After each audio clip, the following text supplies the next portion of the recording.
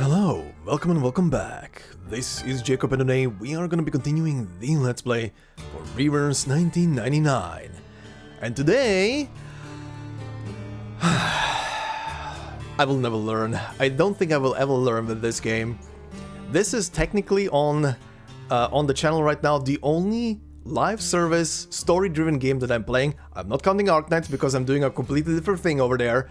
But this is technically the only live service story-driven game on the channel that is having a let's play, and I apparently will never learn with this one. Cause I don't know why I never think about running the recording software immediately before logging into the game on a massive patch day. Because today it would have been very worth. I mean, I literally log in and I knew he was coming. I knew he was coming, but I thought he's gonna be on the banner. Not like this. But I launched the game, I accept first rewards, and then all of a sudden in my face, Ulrich. And I'm like, huh? I was so confused for a whole minute. I swear, one day, one beautiful sunny day, I will learn that this game I should be running OBS and recording the moment I launch it, and just be ready on a patch day at least. One day I will learn. That would have been worth. This would have been worth. But yeah, I knew he was coming, but I thought he's gonna be on a banner. I didn't think he's gonna be free. Again, I don't really absorb all the news and stuff that is coming just in case I stumble on spoilers and stuff like that. I saw him already like a week and a half ago when I was scrolling on my phone. I saw a picture of him on, I think he was on one of the official YouTube shorts or something. I didn't watch the short, I just saw him all of a sudden. I was like, huh, playable? Wild. And I kept scrolling. But, okay, Ulrich, he's here. He's sitting right now in the lobby, by the way. But, yeah, I am sad that I didn't record that moment, because that would have been pure gasp cinema in that sentence. But yeah, speaking of new characters and stuff, considering the new patch is now live for the 2nd anniversary and so on, a new limited unit, and that means I will be definitely pulling at the end of today's video for Nautica, and I'm excited to do so. I don't know what the character is about, outside that the art for the character looks absolutely wild, and can't wait. That will be for the end. But yeah, we will have, though, now a couple of extra things to do, considering a new patch just came in. One will be once we are done with Route 77, which, by the way, should be done in today's episode. All things considered, because last time we stopped at stage 12 because I ran out of time. That was also so stupid of me. I can't. Again, don't. But yeah, now we have also the 2 character stories for Tuesday and Argus. So that will be for the next 2 episodes after this. But also, more importantly, as you guys reminded me as well, the Vertin stuff is back. So the character stories for Lucy and Kakani are here, which means that once we are done with Route 77, we have a bit of homework to do, I would say, right? A bit of clean up from the previous chapter. One thing I will say though, I love this change here with the menu, how they pop up out of like a filer for like the first set of the 1.0 series, and now the essentially the 2.0 series of stories and stuff. I do like this thing. Also, I will say I love that this popped up when I logged in, and it was telling me like, hey, do you want to maybe see this story? Be warned though, you might see things that spoil you. I love the self-awareness, by the way. That was beautiful. But yeah, we'll have a couple of homework things to do with character stories for Route 77 and Vereinsamt. Once we are done with this thing completely. And while I'm in this menu, I saw was actually communicating back and forth throughout the day today with someone in the comments of the previous episode, and I didn't even know that is a thing that a lot of people apparently also, from my brief research that I did on the topic, also sometimes get stuck on, and that is the penumbra cans. Personally, I'll be quite honest, when I saw the question brought up, how do you get them? I was stumped for a moment because I couldn't remember myself, so don't worry, we were in the same boat for quite a bit, because I was like, wait, how do you get them again? Because I never pay attention to this. Also, I was capped on them for a bit, so I couldn't even remember.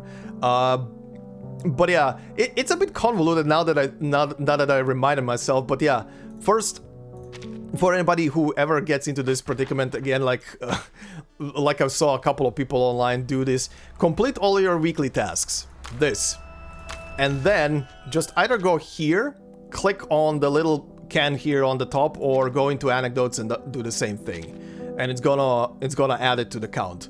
It's a bit convoluted, I will not lie. I think it would be better if it's completely automated and it just goes into the count once, you know, the weekly stuff is done, instead of having to go through menu to menu to do so. Now that I had to do the research for it to remind myself. But yeah, like I said, don't worry. You're not in the boat by yourself. Multiple people were in the same position apparently, including myself today when I was trying to remind myself how this thing works. But yeah, anyway, back to Route 77. So, today, we're gonna be finishing off this story probably completely. Like I said, a couple of stages are left. I don't presume it's gonna be too long, so we'll see. I'm definitely planning on recording this last section in its entirety. To be fair, today's part would have regardless been the last part of the main portion of the event story, and then next time would have been the first character story. But yeah, story so far is interesting, as are the characters, as is just the environment being that spooky haunted hotel thing with many connections back to main story and stuff. Oh, and speaking of connections to main story, I saw, and I definitely, don't worry, I did not forget about the guy. I saw a quick reminder about about who Igor is, and don't worry, I don't think I will ever in my life forget who Igor is. That guy was on screen for maybe a whole minute, but his mugshot, that grizzled old man veteran military guy, will never ever leave my mind, probably ever, including his name. I know, wild. I don't know why, but that's a thing. Probably also because I took his screenshot and was using it as one of the thumbnails for that video. Or I think that was the thumbnail for that video, if I remember back. So I very well remember who Igor is. But yeah, very interesting that he was mentioned here too, but we'll see if there's gonna be anything more about him during the rest of the story. I'm definitely intrigued. Also, I saw you guys brought up and were actually surprised that I did not know what Miranda rights are. And I'll be quite honest, like I said in a previous episode, I don't think I ever heard or remember that name from anywhere, what that even means.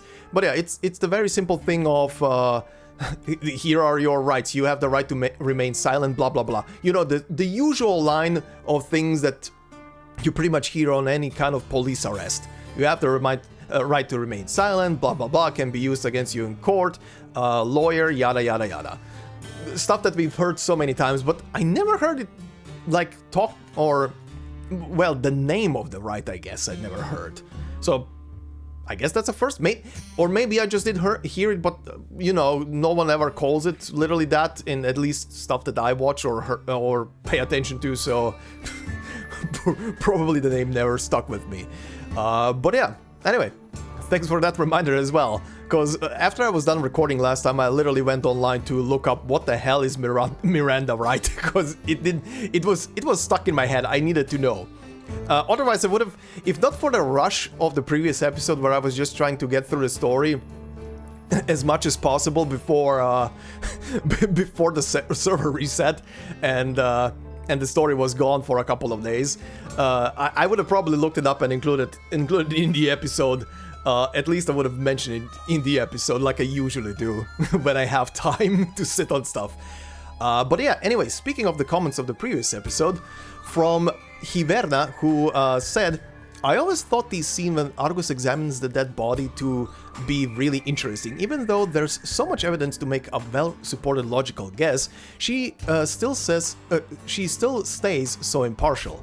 She doesn't say he shot himself, but that he has gunpowder on his wound, gunpowder on his fingers, that the pistol in his hand was the weapon used, and etc.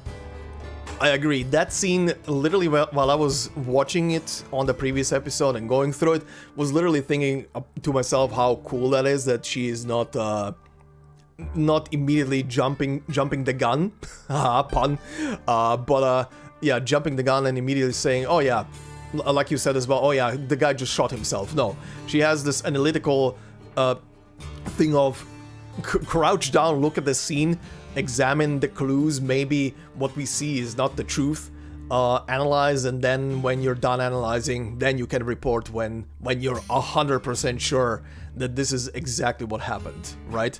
I do love that approach. And in general, I enjoy Argus as a character. She's very cool. She's a very cool character. And yeah, I just love how she approaches stuff and analyzes it and everything. Plus, plus the fact that even though Vertin is younger than her, of course, and everything, at the end of the day, Vertin did hire her, but still, Vertin is younger than her, and Vertin is giving her essentially commands, and she's just going with the flow and not, you know, bitching and moaning about it and stuff like that. She's a cool character. She's a cool-ass character. I'm looking forward to seeing more about her during the rest of the story, honestly. But yeah, Hiverna, thank you very much for that comment, pardon. I'm recording a lot these days, having mini strokes, I guess. Anyway, let's continue with the story.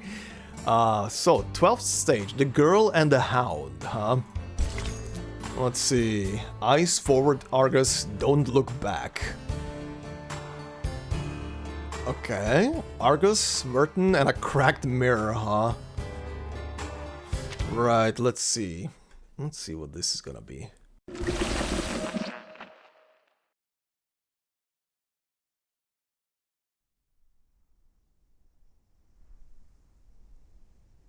Found his medication prescription, and... oh. Is this his notebook? She pulls a crumpled piece of paper from her pocket. Huh. Just as expected, boss. This motel ain't what it seems to be. Ain't no way that letter was written by Stefan. Uh-huh. Take a look. The writing in this letter is delicate and slender, while the writing in this notebook is total chicken scratch. Even a blind person could tell they're written by two different people. Okay. Stefan didn't write the letter, so it's very likely that the person who sent it wasn't Stefan either. The maid suddenly comes to mind. And this? She picks up a stack of bound paper from the table. Ugh, I hate numbers. Don't make me introduce you to a certain island. I'll leave this one to you, boss. It would be very funny if Vertin would walk over to... It appears to be Mr. Stefan's records of his daily expenses, along with some notes. If Vertin would walk over to the bed, lays down the suitcase, opens it, puts her hand in, pulls 37 out. Like, look, numbers. Oh! Cigarettes, alcohol, and a significant amount of psychiatric medication. Uh-huh.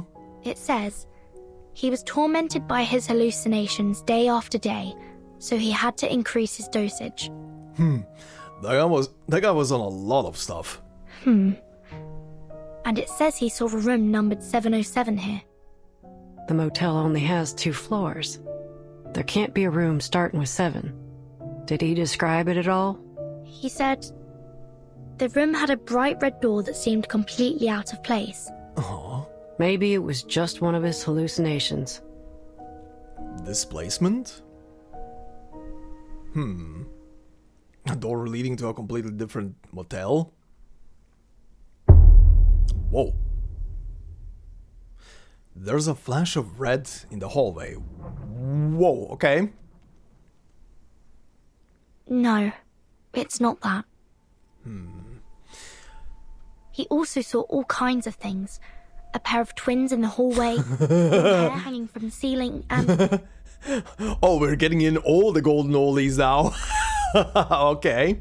He saw Barbara, but assumed she was another hallucination. Oh my god, holy shit, that picture of Barbara. A small sheep's head is sketched on the paper. This proves that Barbara's been to the motel. Okay. Is this hotel maybe like a congregation point between a lot of places at once? Because I kept thinking that for a while, considering how spooky this place is and would fit the narrative of arcane nonsense. Like the Ocean View Motel from the Remedyverse, from the Alan Wake and Control games. A place that is connecting multiple places together. Which means... Oh, shit. Well, I'm sorry to say that I've never met an Arcanist with the head of a sheep. Yeah. Would you have a reason to lie about that? I can help you ask around if you... Why did she lie to me? Yeah. Argus interrupts her thoughts. Unless she actually didn't meet her? So, did you find anything useful from the expense record? I need to talk to the maid. Hold your horses. We haven't searched the washroom yet. You should never skip the bathroom. Ain't you seen The Godfather? Michael Corleone grabs his gun from behind a toilet tank. I like that reference. Been a while since I saw that movie. She pushes open the bathroom door as she speaks.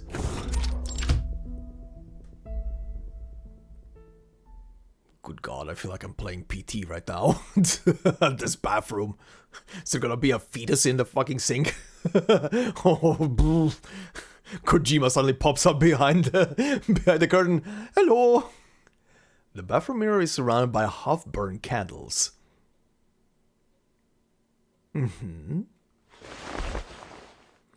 She holds out a hand to signal a stop. She moves closer and knocks on the mirror.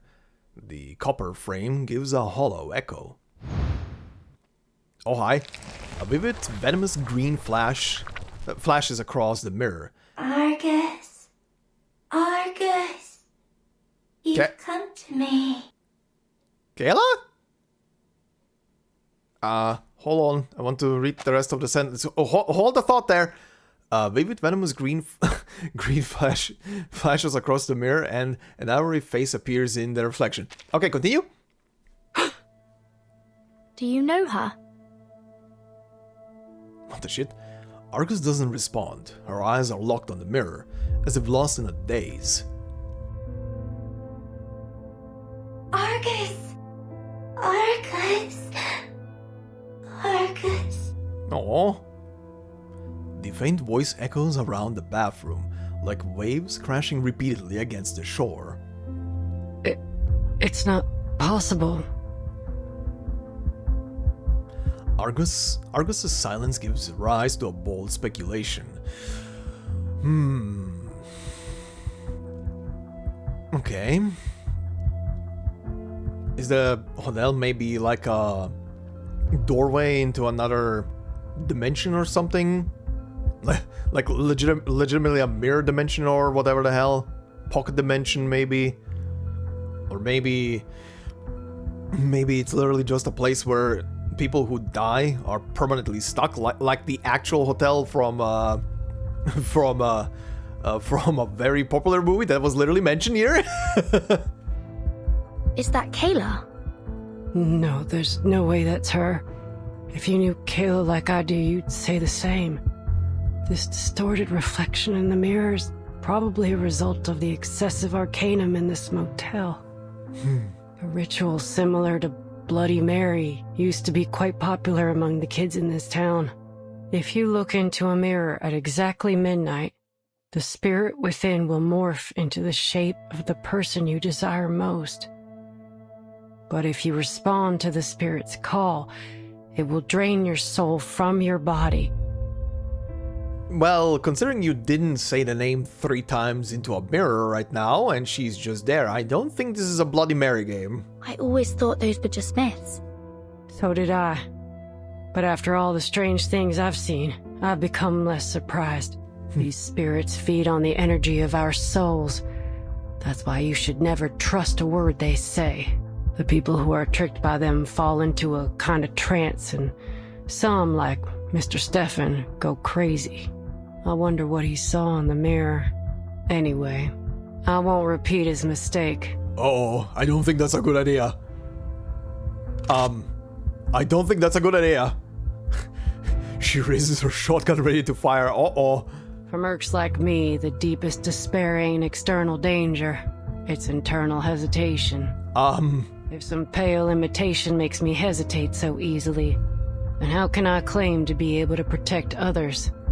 You've got to be able to stand your ground. Uh-huh. A cunning criminal would use every excuse to defend themselves in court. And a scheming spy would wear all kinds of disguises to gather information on the enemy. Uh-huh. That's why we've got to stay sharp.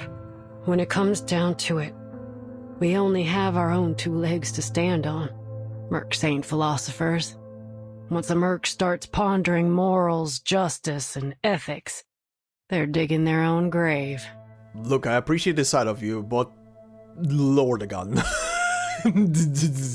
I don't think that's a good idea. For a merc, the mission objective is the only thing that matters. Overthinking don't bring nothing but disaster and destruction. That's why it won't fool me. Her gaze is steady. Memories flash by, distant and playful. Oh, laughing and running in those grassy fields. The folks on the ranch adored little Kayla. She was the apple of all their eyes. How dare this ugly imitation? Uh-oh. Uh-huh. She forcefully loads the shotgun. Holy shit. She aims her gun squarely at the mirror. Oh, this is getting an animated scene. Oh, shit. Uh-huh. Here's my response. And it's kinda... Yeah, that was not a good idea. Now it's bleeding black blood. Argus, you maybe just shot your friend. Someone's reflection. Oh god, a specter that appears behind you in the motel's bathroom mirror. A seemingly harmless and beautiful illusion, unlike a terrifying reflection you've ever heard of.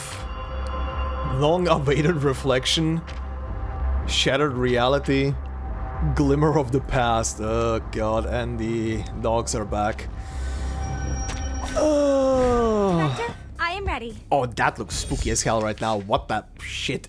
Okay. Okay.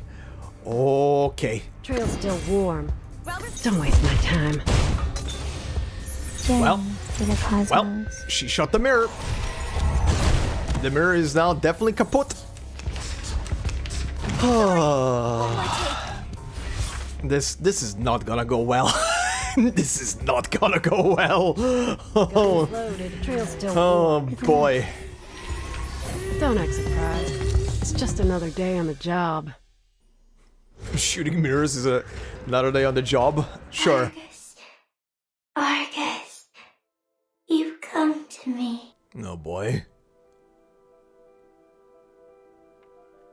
Argut. Oh my god, this music. They're using this right now? Okay.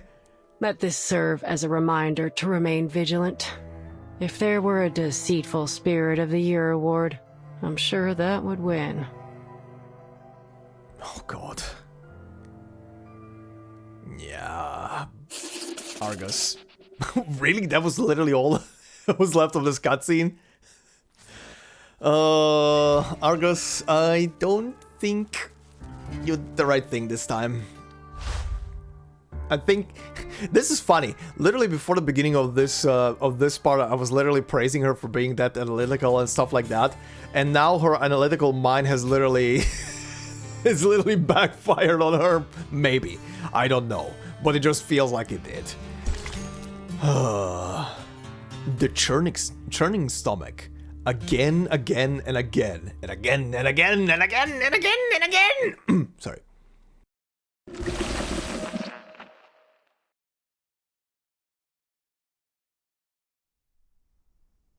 All right. Are you able to leave the Stefan room? Garcia, a Xeno captain, 36 years old. 2 years younger than me. For unknown reasons, likely connected to Manus Vindictae, he moved into this motel. He attempted to make contact with Xeno several times, all of which failed. During his stay, he was tortured by increasingly intense hallucinations, delusion, and fear. And as a result, he committed suicide. And that's everything the evidence shows. You know, this is gonna be funny. I'm gonna have to pay attention to this video because they keep using the S word. I'm gonna have to pay attention to this video when it goes live on YouTube if it's gonna trigger anything. I'm not the one saying it, but it's gonna be really funny to see if it triggers anything on YouTube then, because you know how YouTubers have to be these days when they have to say the S word. They need to say unalive or something. I hate YouTube sometimes. Chaotic clues are rolling in the mind, like a churning stomach. no. We must have overlooked something.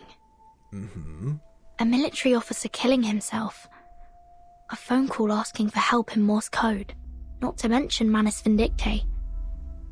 Where's this going, boss? We've encountered a series of bizarre events, one after another, ever since we arrived at this motel. The rituals in the rooms, the officer that went mad, the spirit in the mirror, and Manus Vindictae.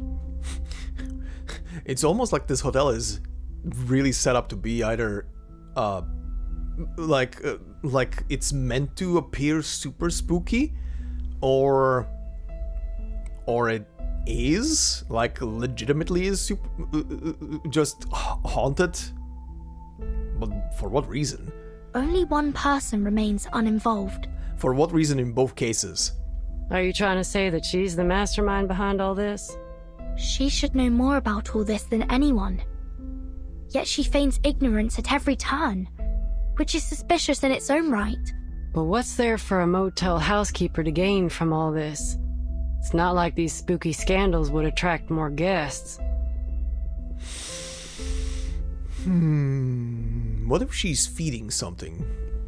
Unless someone else is pulling the strings. But that don't make much sense either, does it? Or people just die in this motel and she's not the caretaker of the motel, but technically the caretaker of the dead in the motel? When all these unusual things happened, she was happy to stand by and watch. But by whose orders? Some larger, more mysterious organization? Give me a break. What if she doesn't desire money or power? So what you're saying is that you need to ask Little Miss Maid a couple more questions. Precisely. Argus sighs. That spirit morphed into Kayla, so it must have seen her face at some point. Which means that at one time, Kayla was in this room. Oh, I don't know why that thought, I mean, I guess it did cross my mind, but at some point during this story, Argus has to run into the fake Kayla. Oh, ooh, I hope that happens. That's gonna be a wild moment. And you're right. Tuesday's definitely not a run-of-the-mill motel maid. It wouldn't be wise to approach her rashly. Let me finish up here first. Then we can go question her together. All right.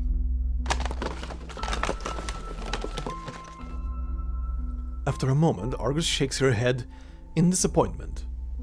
Nope. I got nothing. Let's go find that maid. I have a few questions for her myself. If she starts panting during the interrogation, step away. That... She makes her way across the room and opens the door. She freezes. Yeah, the body is gone. Where'd the body go? Yep. The corpse that had been lying in the hallway has vanished, leaving only a pool of blood on the floor. Ain't no signs of dragon neither. Who and how? Oh yeah, actually she's right. There's no dragging. It literally just poofed away on the spot. Moshi mosh. The ringing echoes through the doorway. The phone again. What do you think? Should we answer it? I bet it's another one of those prank calls. Those weren't prank calls. Someone was sending a distress signal in Morse code. Maybe it is Barbara again?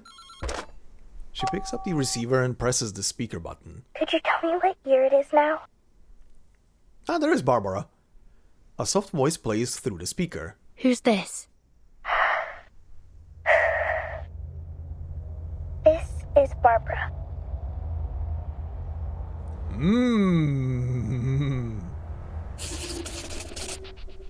Oh wow, these scenes are quick. These scenes are all of a sudden quick. To be fair, if last time I would have not run out of time, I would have probably made it to probably like 14 and I would have stopped. So we're not far off from where I would have stopped last time anyway. May they be blessed. This is funny. I will not lie, this is funny. Hold on, where does it start? Okay, from here. Oh, we're here. Oh, we're still here. Oh, still here. Ah, still here. May they be blessed. Whether child or lamb, they still deserve deliverance.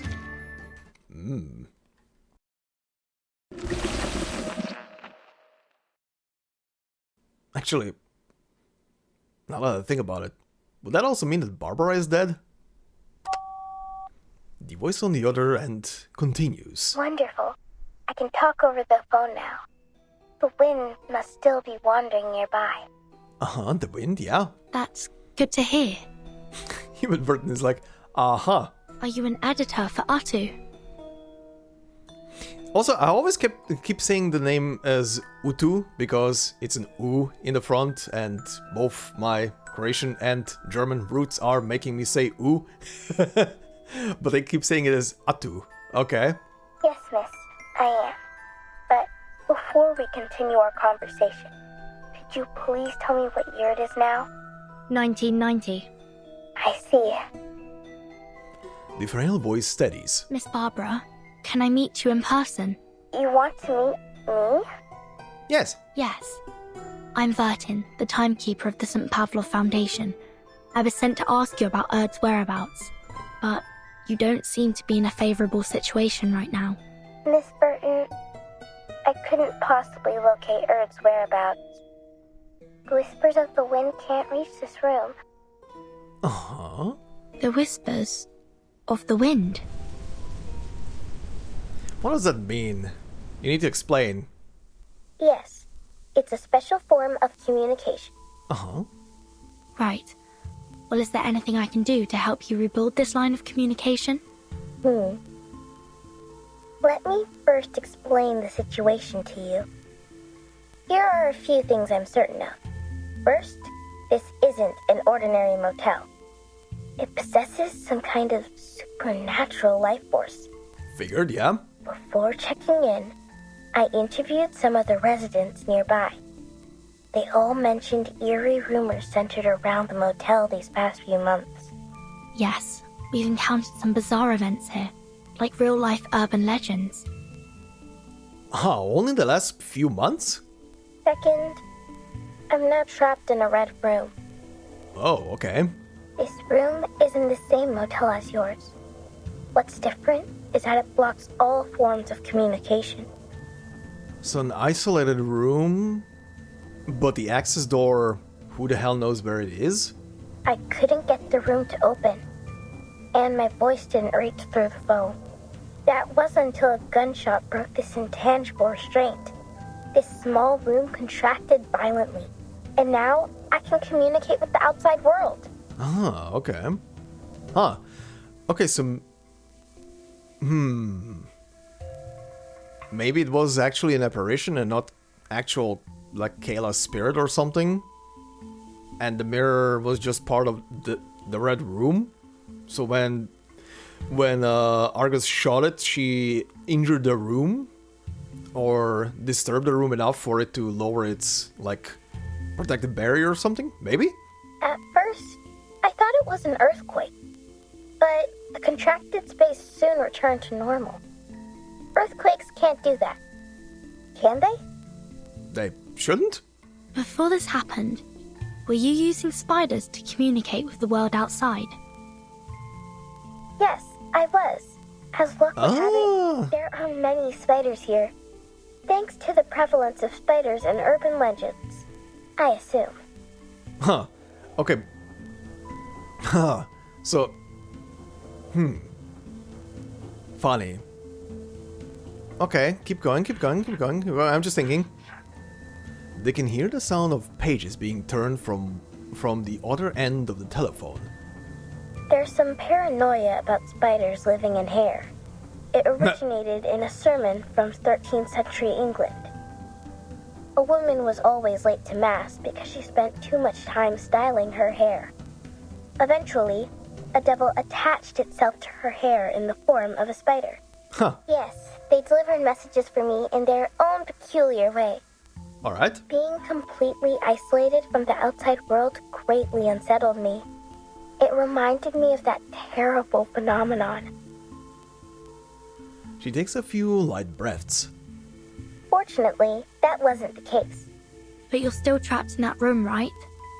Yes, the door's gone. I can't get out from the inside. How did you get in there in the first place?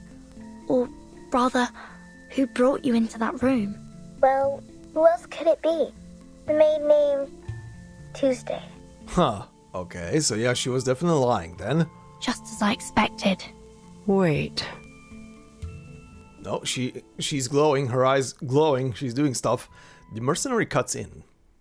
You're the driver who left me on the road, right? I remember your voice. Yeah, it's me. I'm sorry, I was coming back for you. I actually changed my mind and turned back to get you, but you were gone by the time I arrived. She's actually saying it.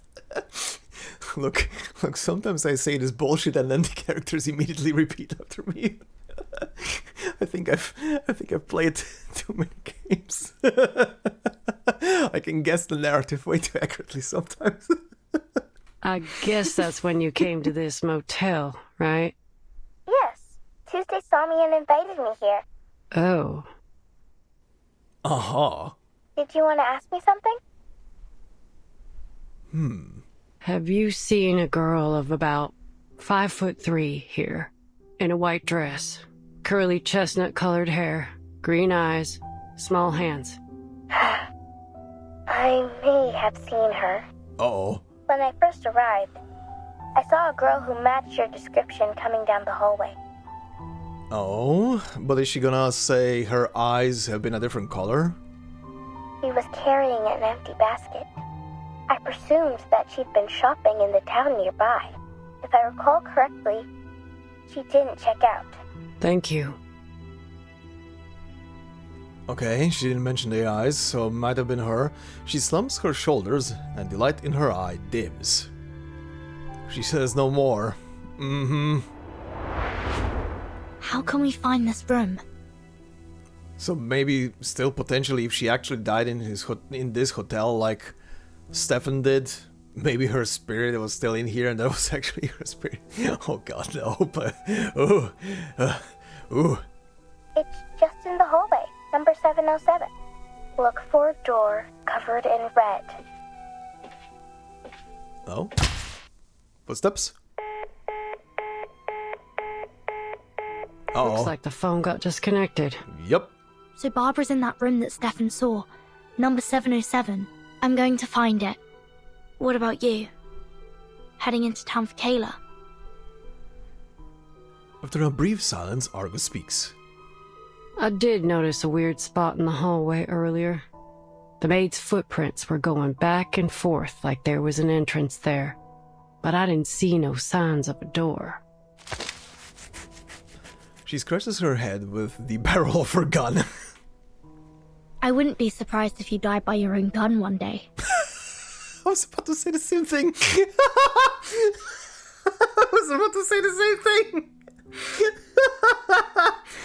I was about to comment on the fact that is so dangerous to do. Like, god damn, I know you don't have your finger on the trigger when you're doing that, but the thing could still shoot and go off. That'd be a memorable way to go. That would really be a memorable way to go. Scratching your head with your gun. Are you nuts? All right, enough kidding around. At least do it with the butt end of the gun, not with a barrel. She perks up. Our little Miss Maid tried so very hard to hide Barbara from us, but I guess the lamb's out of the bag now. Yes, it's all crystal clear now. Let's go. The lamb's out of the bag. Hold up a sec, boss. She bites her lip. Do you have any candies? I'm running on fumes here, and I ain't got no way to replenish my stash. Vertin with a candy in her mouth. You want this one? Asking for help seems very difficult for her. She pulls a few pieces of candy from her pocket and places them in Argus's palm. Aww. Us and Barbara will be out of here soon, and you'll find some candy in Kyler in town. Aww. Vertin is a sweetheart.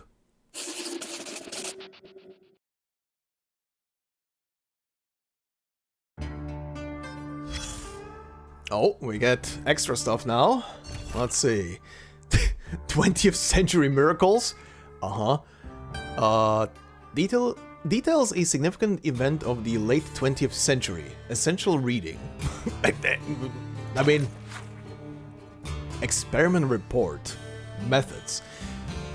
Through the aid of voluntary donations, the research team extracted a nucleus from a female Arcanist, genetic mother A.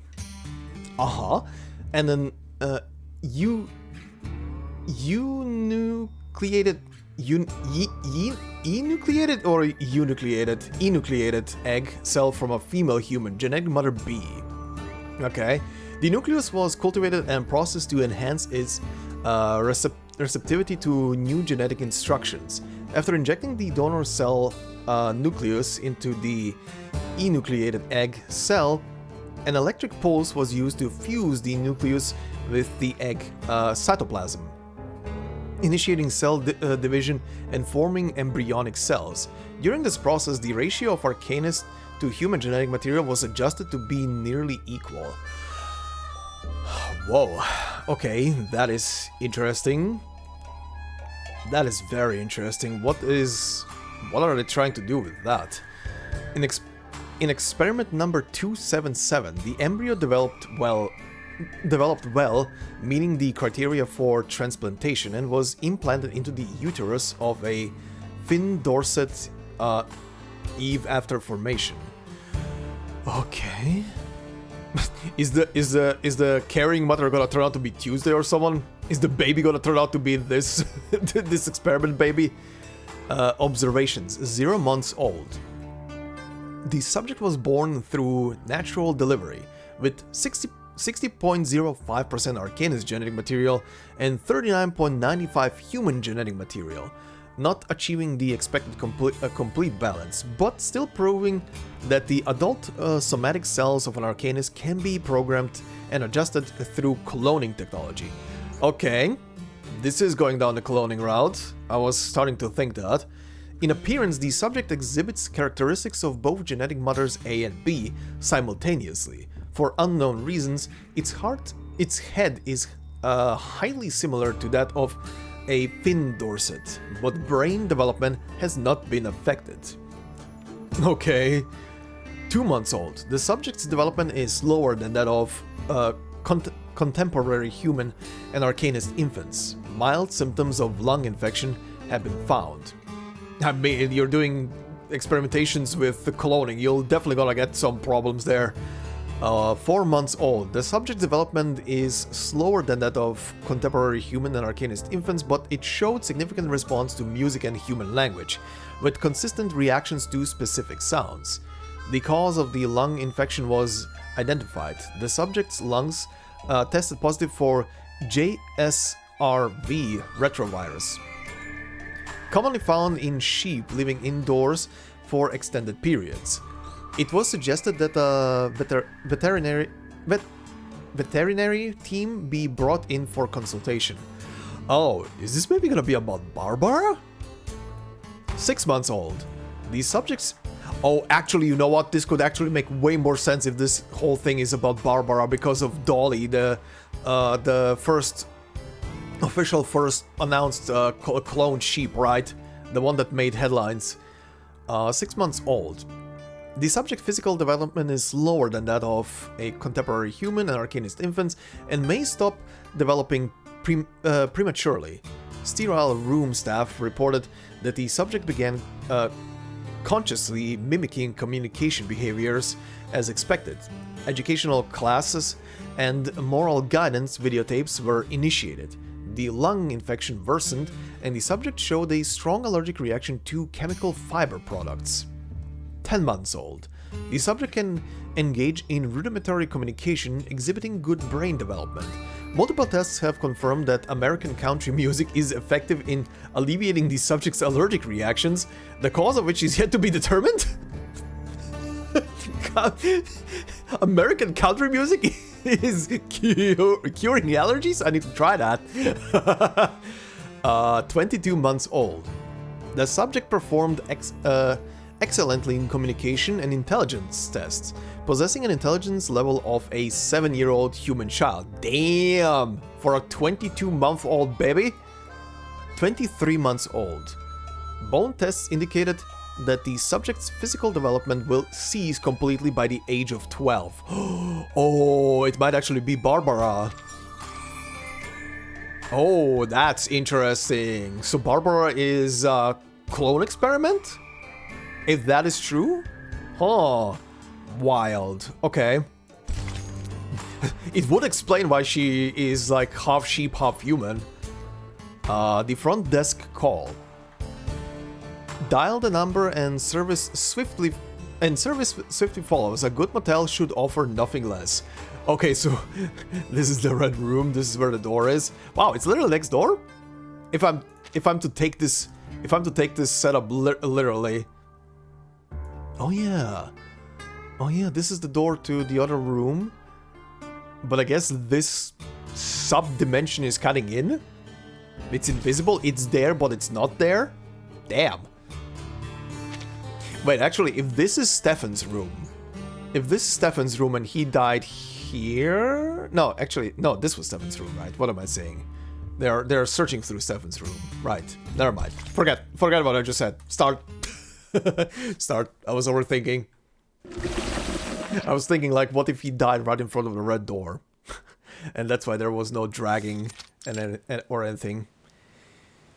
That looks like a membrane. Like a very thin sheet of, like, skin or some kind of internal intestine membrane. In the... Like a womb? Considering there's a baby crib? In the center of the red room stands a snow-white crib. The hanging curtains sway slightly, like pulsating waves. An Arcanist with the head of a sheep stands there, silently observing the translucent fabric. Footsteps draw closer, but she doesn't turn to face them. Are you not satisfied with my services? I will be if you let me leave the room. No matter what, you shouldn't have cut the phone off. The maid withdraws her hand from the telephone's hook switch with a hint of apology. Nor should you have isolated me from the outside world. Because you should know better than anyone what that means. Why should I? All I know is that a poor, helpless child like you shouldn't be alone on the roadside. Oh. Forever the mom, huh? Where's your mother? Didn't she tell you to be careful? She sighs softly. You really don't remember anything, do you? Oh? What do you mean? What do you think I should remember? Oh. Oh. Was I assuming right? Was Tuesday actually the like carrying out the birth for Barbara? Well, clearly it doesn't matter now. This motel's well decorated. Did you do all this yourself?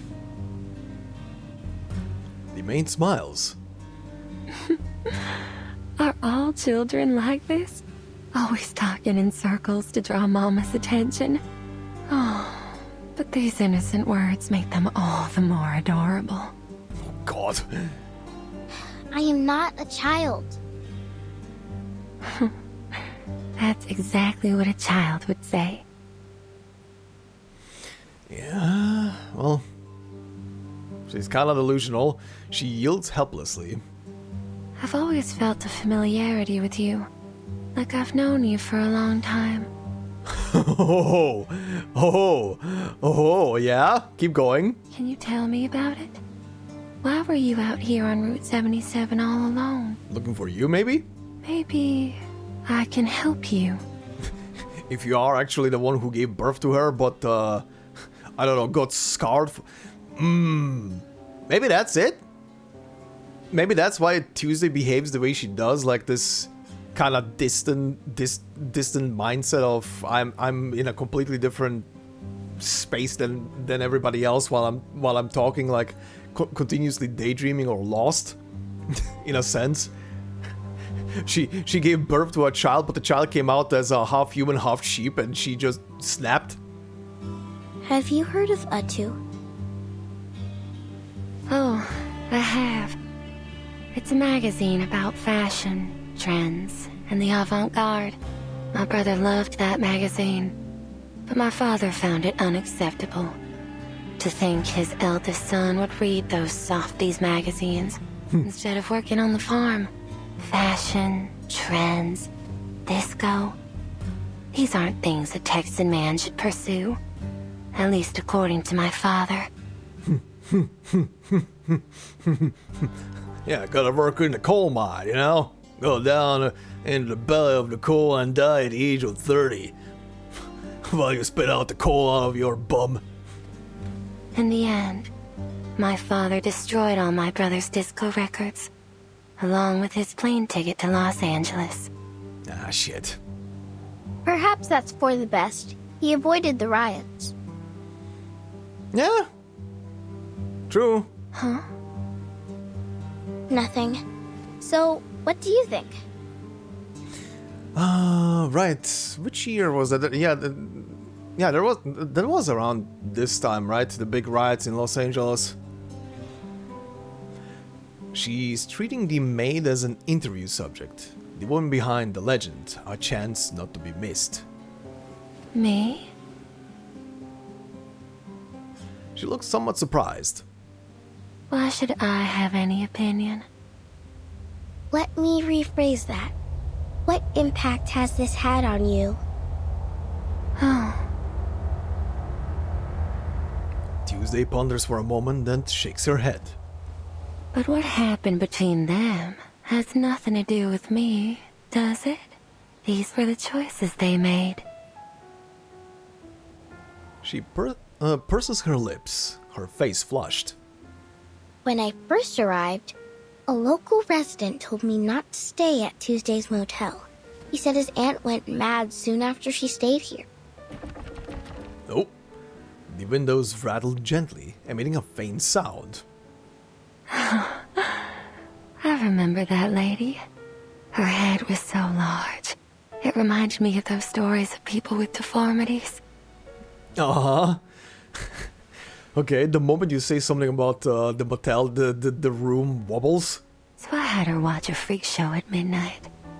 Sadly, she didn't seem to enjoy it. You had her watch. Uh-huh. A harvester starts up in the distance. The sound of the engine fills the room. At this time of year, the farmers run their combine harvesters on the fields nonstop. Oh god. The harvest is a joyful time of year, but the accompanying noise always frightens the children. Have you heard the stories? Of how naughty children get too close to harvesters and get caught in them, losing a hand or even a head. Okay, yeah, you're getting off on this. Fields, machinery, children with severed limbs. Uh-huh. These stories are exactly what my motel's missing. Uh-huh. The window rattling grows more frantic. Uh-huh. Oh, my baby's calling. Please excuse me. I don't want another temper tantrum on my hands. Oh, is the hotel your baby? Apologies, my fluffy little child. I look forward to our next conversation. Talking to you always brings me inspiration, but the motel's been too busy lately. It's starting to get on my nerves.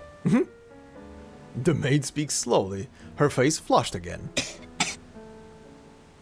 Oh, her cough is weak, like a sickly child's. Oh, see, this is what I mean. How could I bear to send you out on your own? You'll stay right here in this cozy little room until you're fully recovered. No, I think it's gonna get worse if she stays in here. I don't need this special treatment of yours. Staying here won't cure my illness. Just get some sleep. You'll come to your senses after a good rest. I'll see you soon. Oh boy, she's crazy. The maid lightly steps out of the room. Barbara watches as the door vanishes. Uh-huh. Okay, the maid is definitely very closely tied to whatever this thing is, the motel itself. Oh, she's looking at the pool of blood. She looks at the pool of blood in the hallway where the officer's body once was.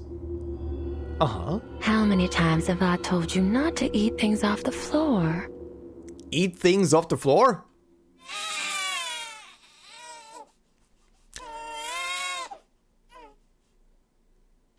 Nope. Nope. Nope. Nope. I have played Resident Evil Village. Nope. Nope. I am out. I don't need a giant fetus baby chasing me down the corridor again.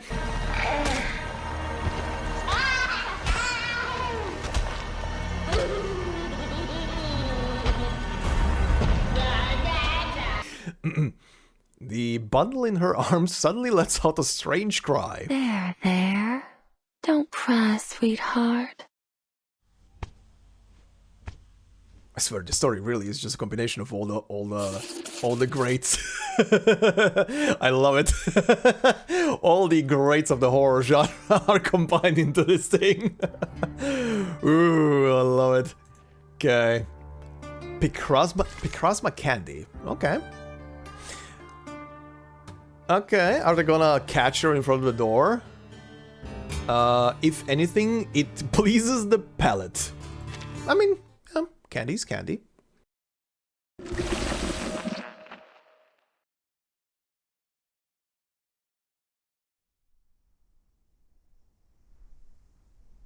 Is this the spot? Sure is shooting. The hallway looks identical to any other. Look, these footprints. They're less than 10 minutes old. But where's the door to room 707? I can sense some energy fluctuations nearby. But they're definitely not from arcane skills. She presses her palm against the wall. What else could produce such intense energy? Oh, can I help you with something? The maid's voice comes unexpectedly from behind them. Miss Tuesday, I've got a question for you. She stares intently at the maid, her gaze sharp, as if she's finally caught the scent of her prey. Do you know how to get to room 707? 707? Yep.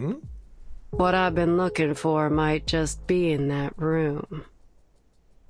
I'm usually more than happy to satisfy the requests of my guests, as long as it's within my power. But this one crosses the line. Oh boy, she's pissed. Shame.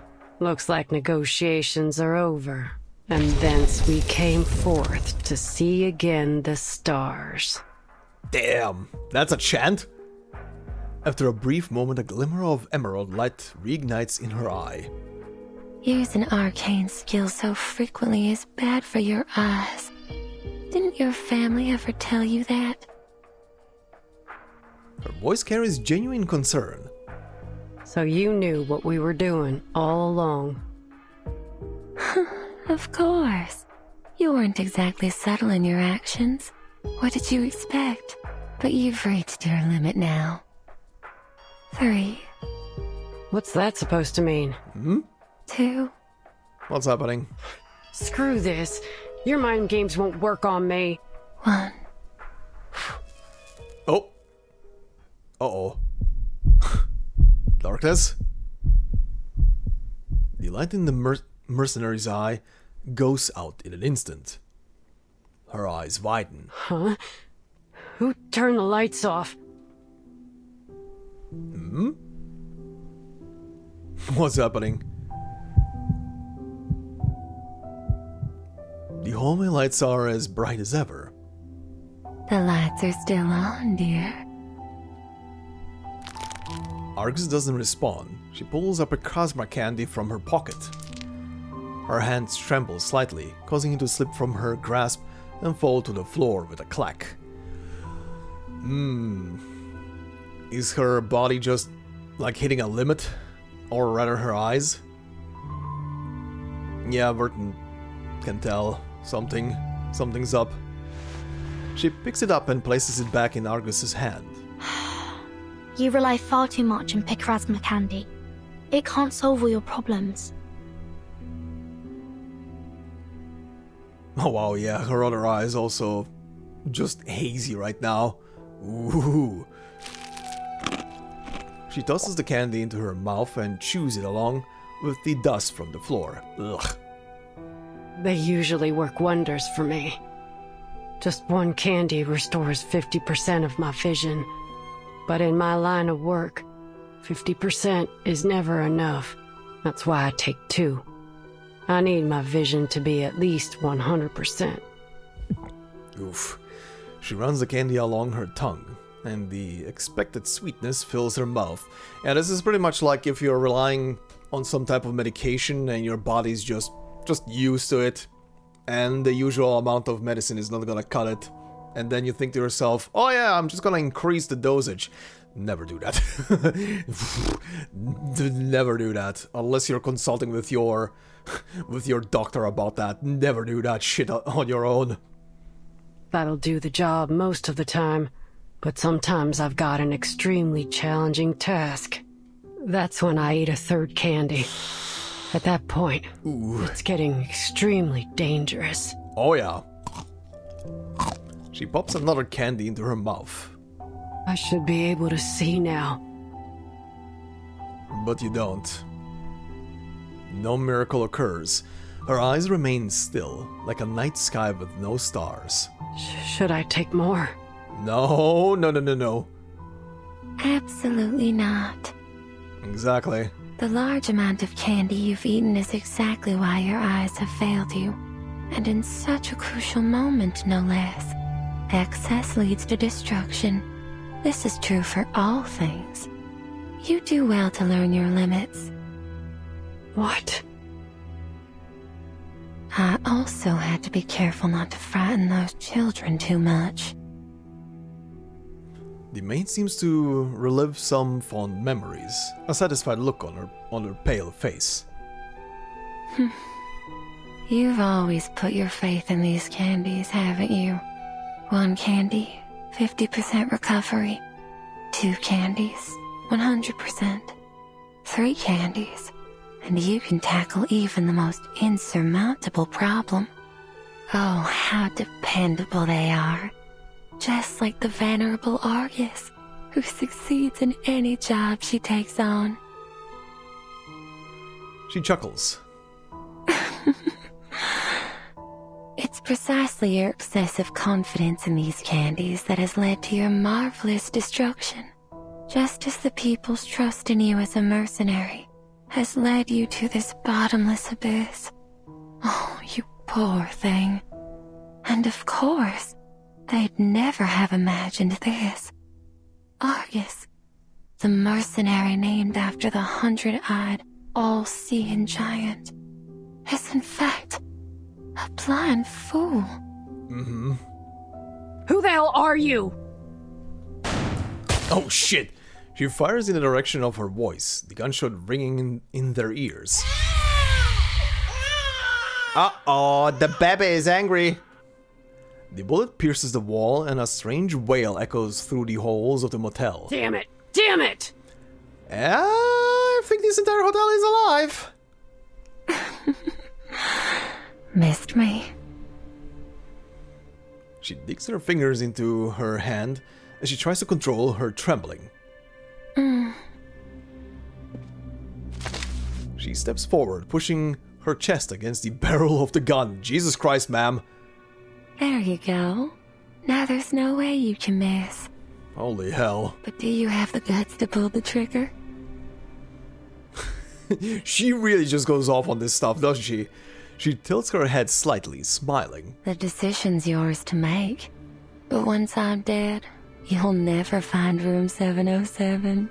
Yeah, she knows she's too valuable. Barbara, Kayla, everything you're looking for is all in that room, isn't it? Don't you dare say her name with that filthy mouth! But why? Miss Kayla's such a lovely guest. I very much enjoyed her company. The maid looks at the mercenary's face with interest as it twists in rage. Enough. You and I need to have a serious talk. Oh, there's no need for that. Actually, my baby's eager to meet you. Uh-oh. Your baby? Uh-oh. She looks at the bundle of swaddling cloth in her maid's in the maid's arms. Yes. In fact, the baby is the master of this motel.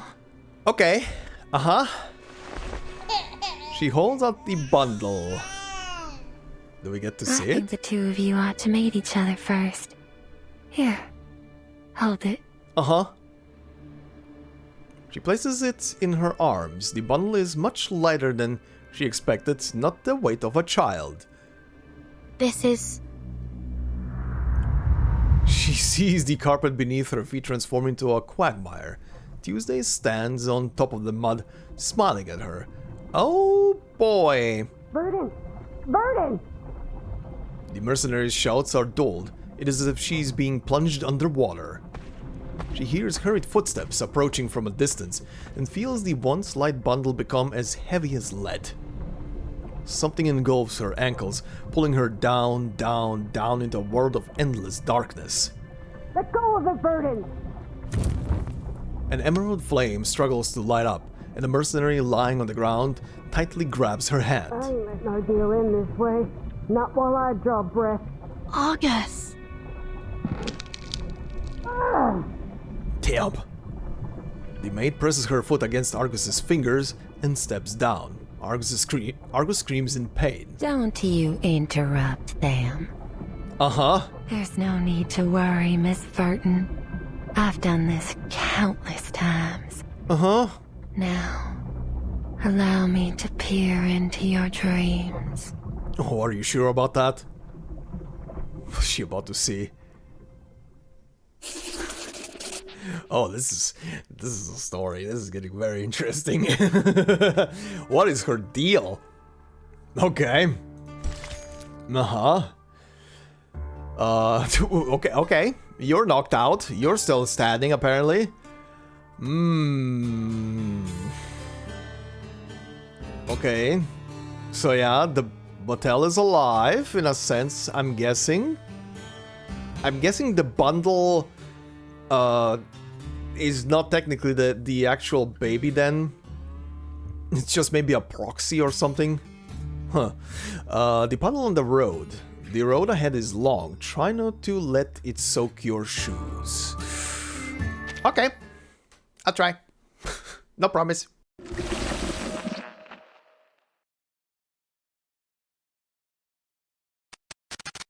Oh boy. Okay, that was different. The sounds of the world fade into total silence, and when she opens her eyes again, there is nothing but darkness. Where am I? You're about to go on a trip. Ooh.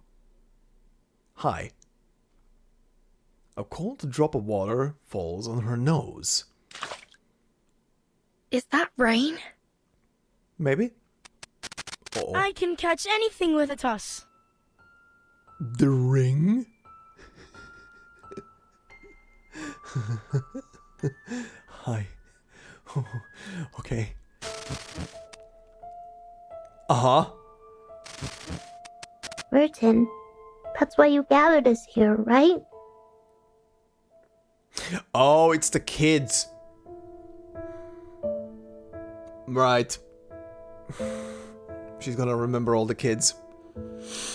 That's like the prime thing in her life. If someone peeks into the memories, the first thing that's probably gonna surface is this. Because this probably left such a huge impact on her. You shouldn't be here.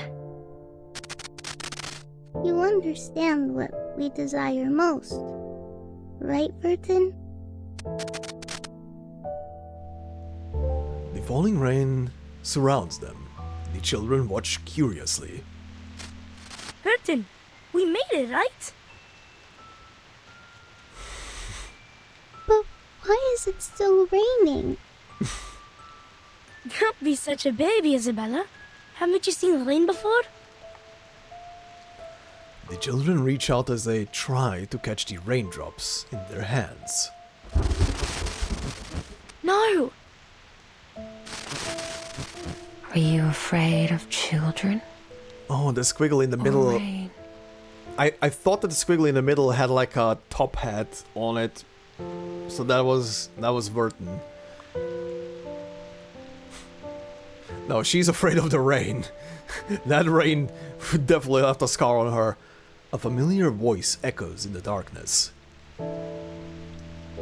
Aww. Can someone hug Vertin? No, I'm not afraid of them.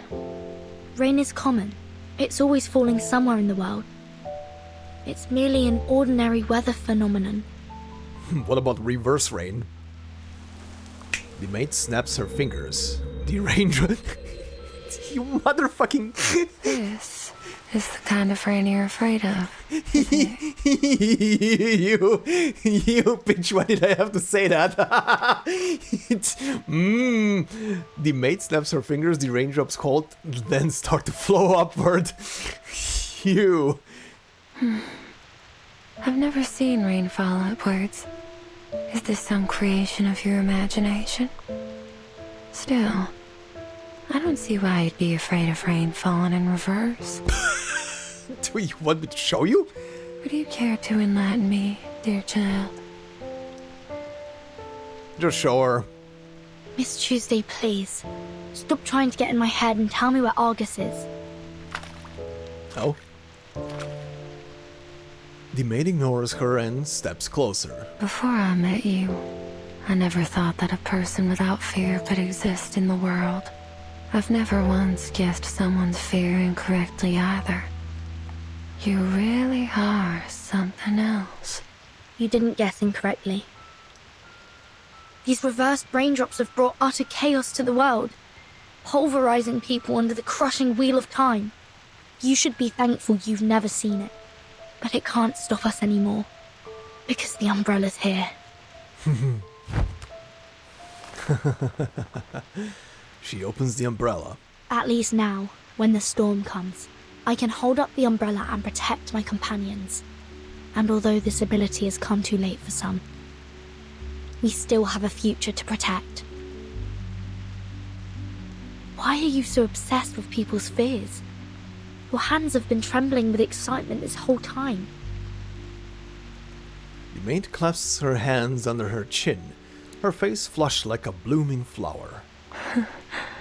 So I wasn't wrong at all. Why waste your time with that mercenary? She may look tough, but she's hollow inside. Have you ever eaten a macadamia nut? Crack the hard shell, and you'll find the delicious center. Who could resist the soft texture and rich flavor of fear? Oh boy. Miss Tuesday, this has to end. She really goes off on fear, huh? You are the one pulling the strings here, aren't you? Oh my god. Hi. The maid blushes as she twirls her skirt with one hand. Oh, what an astounding accusation. But oh, do I feel so gratified. I've never felt so satiated in my entire life. Her very being seems to be caught in a strange tremor. Oh, you're the only one who's ever seen through me. How exhilarating. However, your accusation missed the mark. Oh? She stretches out her hands. They look especially pure under the rain. You see my hands? They're immaculate. Never once tainted by a single drop of blood. I take great pride in it. You see, I barely do anything to make people's fears arise. Her hands tremble with excitement. I would never injure anyone. Fear created through physical harm is its crudest and most base form. Uh-huh. What I crave is the fear that lingers in their hearts forever. Mm-hmm. A core fear, a primal fear. The maid's cheeks flush a faint pink. The kind of fear that, even years later, when they recount their experiences here to their friends and families, a seed of fear is planted in the listeners' hearts. Uh-huh. I instill fear in my guests, and they become my beloved children. Great. In the rain, her fingers tremble uncontrollably, and a beautiful smile spreads across her wet face. You know, I usually say this whenever I find a character like this, but considering that she has obviously her character story tied to this thing that I'm gonna definitely be going through, I usually very, very much enjoy doing character voices for characters like her. Character voices for the crazy characters are always fun to do, because you can go a bit unhinged. Oh, this is gonna be fun when we get to her story. I hope it's gonna be unhinged as this is right now.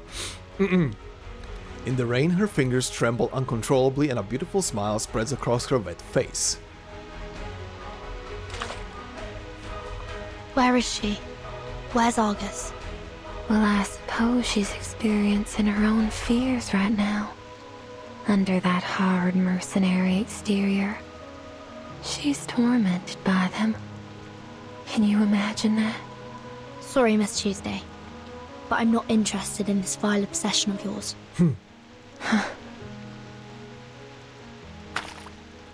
The one with the umbrella walks deeper into the darkness. Damn, Vertin.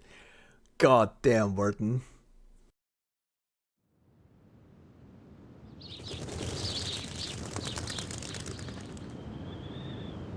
The sound of birds chirping fills the air. Argus is back home. On those familiar plains. Uh-oh. You're experiencing your own nightmare now. This is... Mm-hmm. Yeah. She stands in the field, nothing but the wind and the rustling grass before her.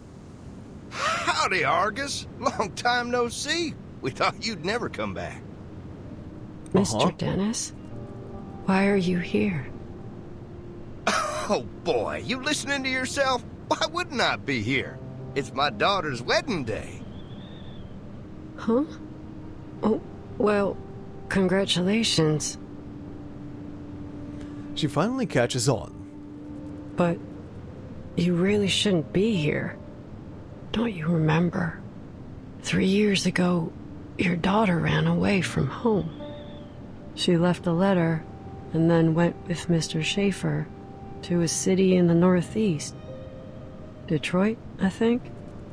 I don't quite remember. Oh, come on. Quit fooling around. After 3 months of searching, I found her. But she refused to come back with me.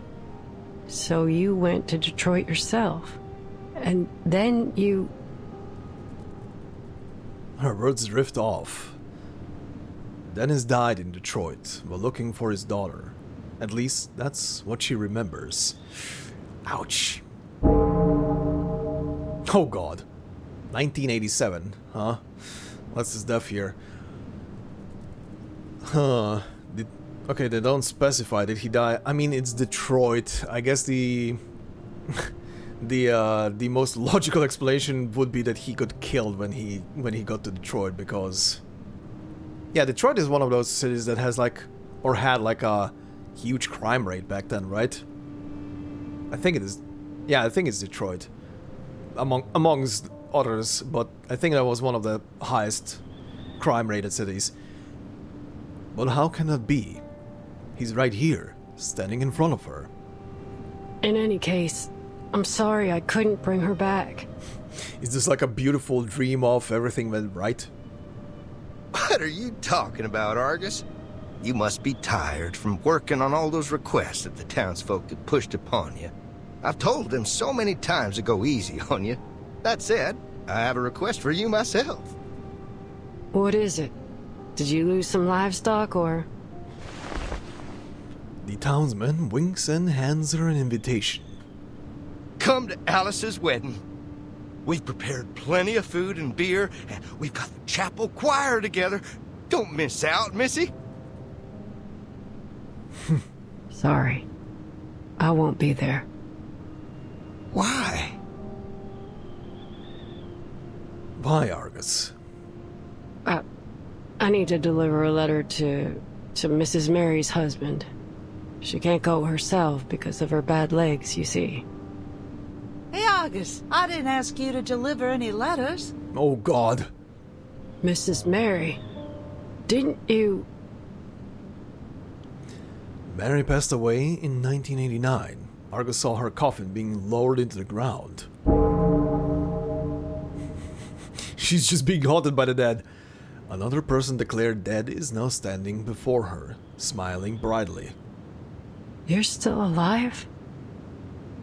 What kind of nonsense are you spouting? You really ought to take a proper rest.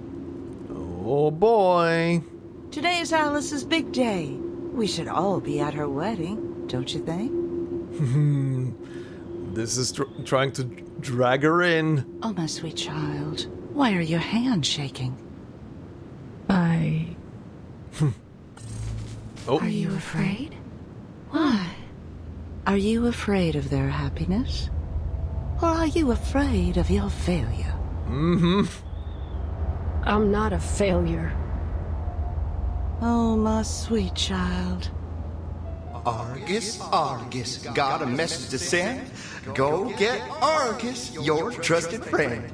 Argus, Argus, got a cheap basket. Go get Argus, she's got your back. Oh boy. Argus. Kayla. A foreign voice echoes through the mouths and surrounds her. Who's there? Oh.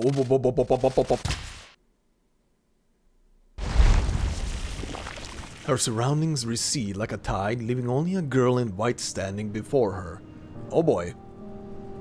Wrapped in a half-soiled birth cloth, a lamb lies at her feet.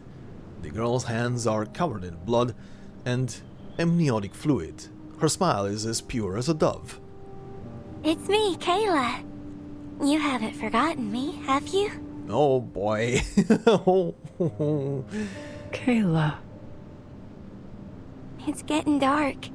We should take them back. Ain't no way they'll make it through the night out here with their mama hurt. And you can't see a thing at night. Yeah, we need to go back now. Can't delay any longer. What? Hold on a moment. What's happening? The lamb bleats. What are you doing? Uh-oh. Uh-oh. There. Oh, we switched. Uh-oh. This is the other Kayla. She kneels down and gently strokes the lamb's neck. The lamb bows its head and licks her fingertips. They're still wet with amniotic fluid. Kayla smiles and tightens her grip around the lamb's neck. Yep, saw that coming. It lets out a piercing cry, sending a distant flock of birds into the air. The cry becomes weaker, more strangled, and then silent as the life is squeezed out of its body. Isn't it better to die a quick death than end up in the belly of a wolf? You've got no right to make that decision. No living thing is born to simply die. It could have stood up. It could have survived. The girl gets to her feet. We can go now. No, don't go. Uh-huh.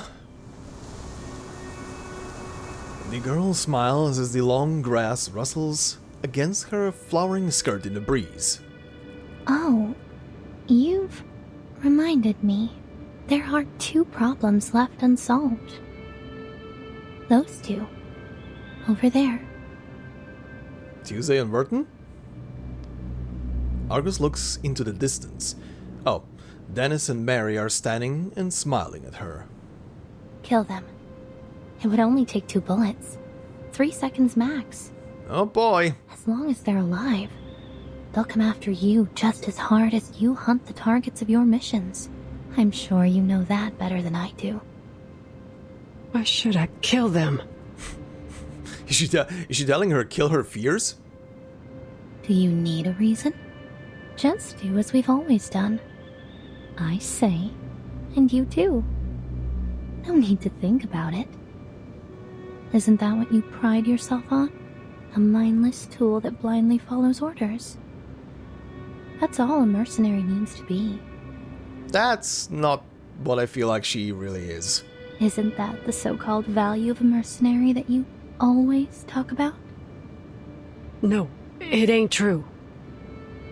What's with the hesitation anyway? It's not like you give a damn about other people's lives. The only reason you can't bring yourself to kill them is because you enjoy how they always praise you and depend on you. You ain't Kayla. Good, Seriously? good, she's realizing. Are you saying I'm a fraud just because I don't meet your expectations of what I'm supposed to be?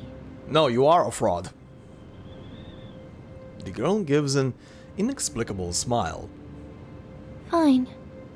If you think I'm not Kayla, then why don't you kill me now? Sure. Just shoot me in the chest, and these people will treat you like a hero. They'll gather in the fields, holding torches, and chant your name. Oh, Argus abruptly raises her gun, but her hands are shaking, the barrel trembling. Argus, Argus, she's spanless. Argus, Argus, she's... Oh.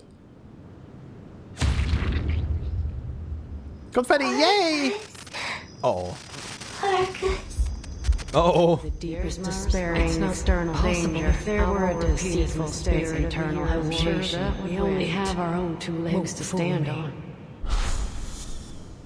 Oh, flashing back to the mirror. Yep, you did. The bullet pierces the girl's soft chest. Her blood splatters on the field, dotting the grass like a smattering of poppies. It clings to the grass, its weight causing the blades to bend. Oh, Argus! Our great hero! The tales of your heroic deeds will be passed down through generations. She ain't Kayla. Now, you're lying to yourself again. Of course she's Kayla. It's not possible. Do I need to show you the bullet through her heart for you to believe it, Bonehead? Damn it! She loads a bullet into the chamber with a crisp click. Don't pull the trigger. An unexpected voice comes from beside her. Vertin? How did she get all the way out here? Where did she come from? Calm down, Argus. Remember, what you see isn't real. You're still inside the motel. At least for now.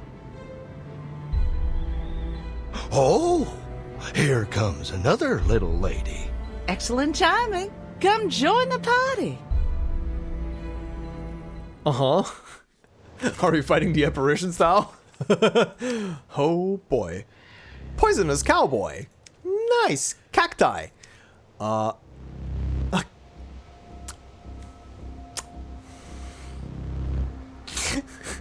Do I even say that word?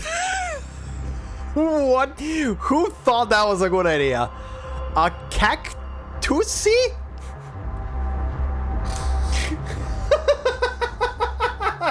We went from serious to absolute slapstick bullshit internet memery comedy, huh? Cactusy. I know how it's supposed to be pronounced, but come on. I can't be the only one. A cactusy with the heart of a Wild West cowboy. This desert plant listens to ghost stories in silence, dreaming of being a stubborn cowboy sprouting from the sand. Nice, good for you. Hats off to the legends. Prickly sharpshooter. Untamed vitality. Oh, great. Well. Just tell me when you need the job done. Have I made it, Thrifter? Have you made it?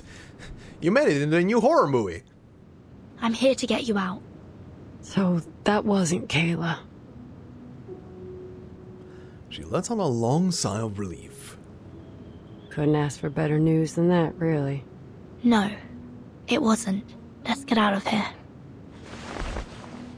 She reaches out her hand in invitation. Okay. Aww. Poor Argus, man. Argus reaches out. She feels like something abominable is chasing after her. That if she stops, the shadow of confusion will come and swallow her whole. And this hand is her only salvation. Her escape from this labyrinth. So she grasps it tightly. She ain't Kayla. She declares this with absolute certainty. I mean, that was definitely not Kayla. Butterfly and blue eyes. Definitely not Kayla. Especially, also different voice. There was no a Texas twang on that one. Alright. Oh, we got extra lore. Let's see. Chance interview. When an interview opportunity presents itself, a professional journalist always grabs it with both hands. Utu special interview. Tuesday. An interview, huh? Well, I do declare that is new ground for me, especially being interviewed by a child like you. So, what do you want to know? I'm practicing for the story for next time. You're no stronger to the realm of fear, and undoubtedly hold a unique perspective on the concept. That's why I want to hear what you have to say. You're a curious little thing, aren't you? I wonder, is the rest of your flock this noisy? Look, darling, for me, fear's just a little hobby. Like, some people enjoy fishing, some like brewing their own beer, and some even like combing the knots out of sheep fleas. No offense. None taken. Please, go on. Appreciating fear takes finesse. You have to ease into it gently, like nudging a glass along the edge of a table with just your fingertip. Then, you'll hear that nice, crisp Clink. So, you see yourself as a fear facilitator, not a direct participant, correct? You're a smart child. How do I put this? It's more like the scared are scaring themselves. I mean, your own brain will do own brain things to you, yeah? You're not wrong. Those poor lambs will do the hard work for you, you see? Their imagination is my greatest tool.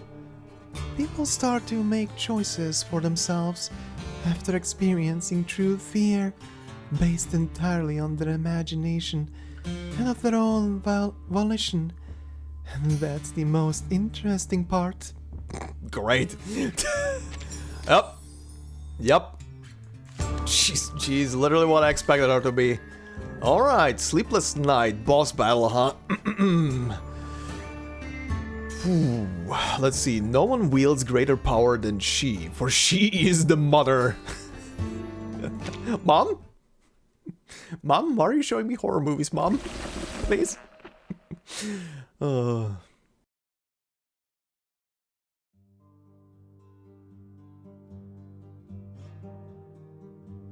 motel hallway is as quiet as ever. The maid stands, smiling. Did you see it? It? My baby, of course. Oh, so it didn't show up then? What a shy little pumpkin.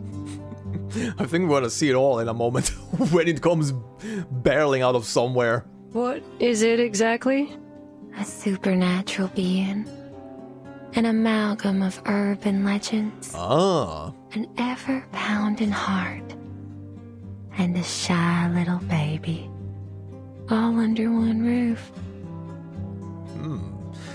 Huh. I wondered, was I right under the assumption that the red room there, because of the membranes, it looked like a womb potentially, especially with the crib there? Maybe it's also representing the heart, the beating heart of the whole thing as well at the same time? Huh.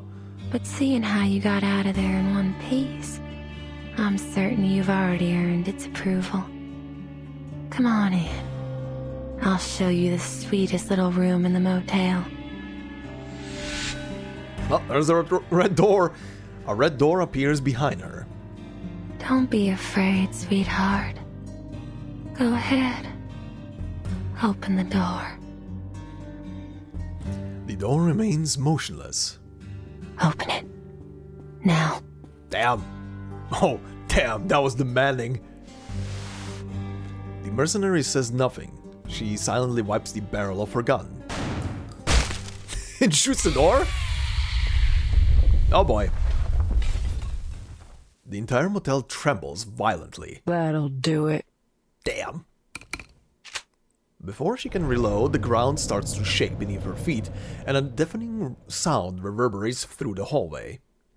The maid's eyes widen in surprise. Why didn't I think of that? Interesting. Yeah, I to be fair, I never really pegged her as the bad guy, especially now that she revealed that this whole thing is an amalgamation. Maybe she's also a prisoner in this whole thing. Why didn't I think of that? Huh. Maybe she was trying to fight the baby?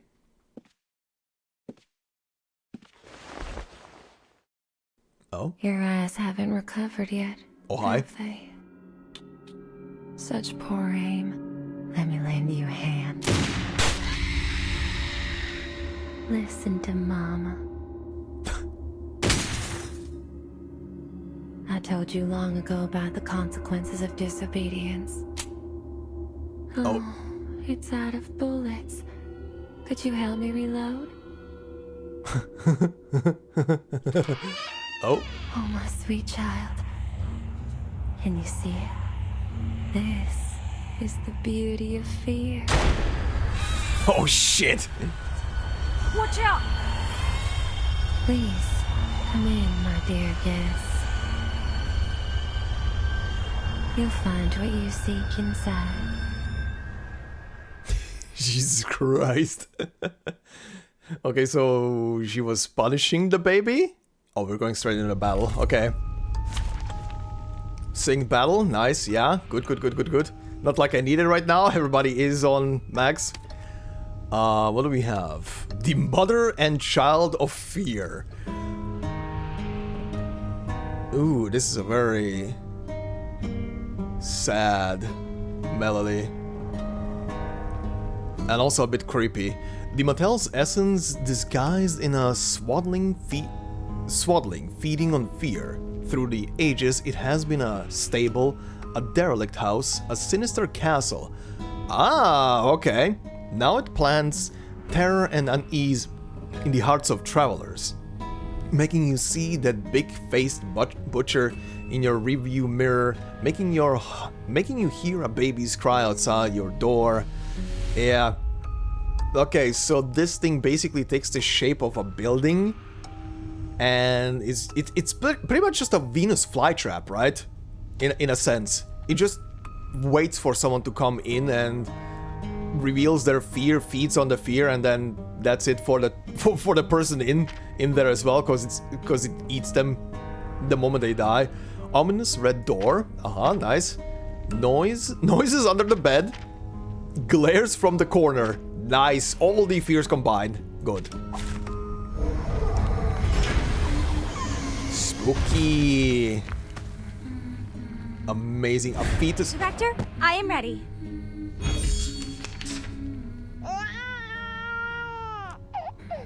No thanks. Okay, so I was right. It is the outside membrane of the heart, but the heart is also serving as the womb for the child inside. Wow. Wow. Phase 1 periodically inflicts more dread on enemies. Phase 2 periodically causes all characters to lose HP, including self. The ultimate creates an array which inflicts more dread on enemies or inflicts disarm on enemies. Oh, the baby is crying. Nice, that was that sound. What the hell is this thing? Miss Vertin, please follow my instructions. Yeah, so she is fighting it, huh? First, I need to calm my sweet baby. All the monkeys in the cages chose the mother covered in cloth. All children need to form attachments. It's a vital part of how they learn about the world. Now, go ahead and make contact using whatever method you see fit. Don't worry. I'll keep the situation under control. Great. This is the only way it'll obey. Ugh, you want me to touch it? How about I let my bullets do the job? Agony is indeed a form of attachment. You'll make a good mother, Miss Argus. Nice.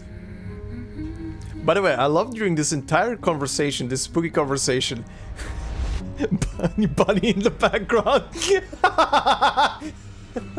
All right. You order the big fries? Fuck's sake. You make me sick. My apologies. Aw. Sleep, little baby. Well received, Director. All right. Okay, not going bad. Well received, You need to protect yourself for a bit until I can chart some other stuff up in the background. Bear touch. Bear touch. It's now my moment. Don't mess with Texas. Honey attack. Your bear is right away. All right, that's phase 1. Oh, good. It's crying in pain. It's getting creepier. Wrap my baby in your warm embrace and put it out of its agony. What the shit? Oh, the music kicked into gear. The child cries out in dread. Each round quickly soothes its pain. Yeah. Ow. Okay. Bun, I forgot how your mass heal works. Been a while. Purify status is down. Control statuses for all eyes. Okay, good. Do that. Do that. Oh, hold on.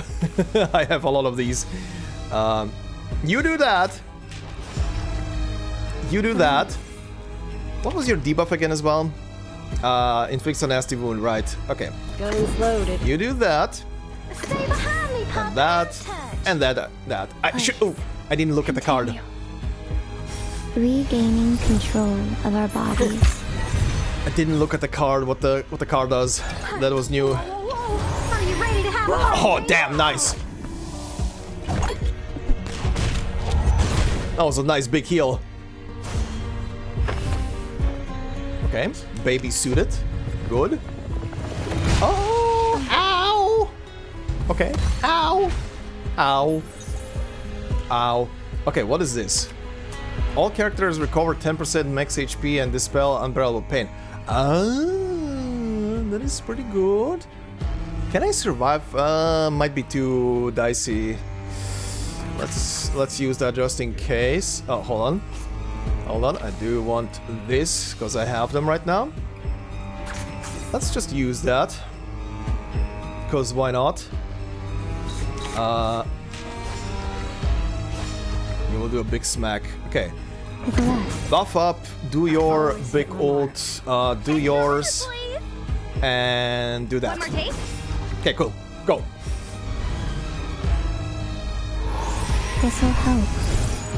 Okay, that healed. Good. But you can't hide.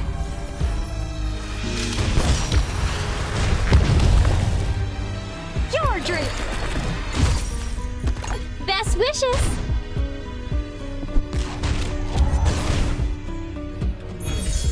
Ow. Ow. Oh, I will definitely need healing soon. I will definitely need healing soon. Let's go with that.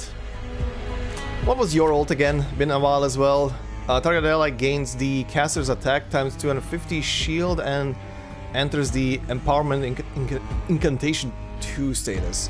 So, one target buff, right. Ooh. I can't go back now. I can still do it on Argus. Yeah, let's do it on Argus. Still. Arrangement noted. Trail's still Do that. Argus is still gonna do her attack anyway. That attack is fine, and nasty wound. Salute to you, my lord. That was fun. The trail was all too obvious.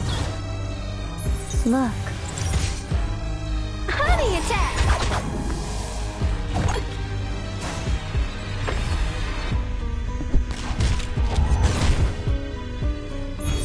Okay, I just need everybody to survive, maybe? Ow? Okay, that works.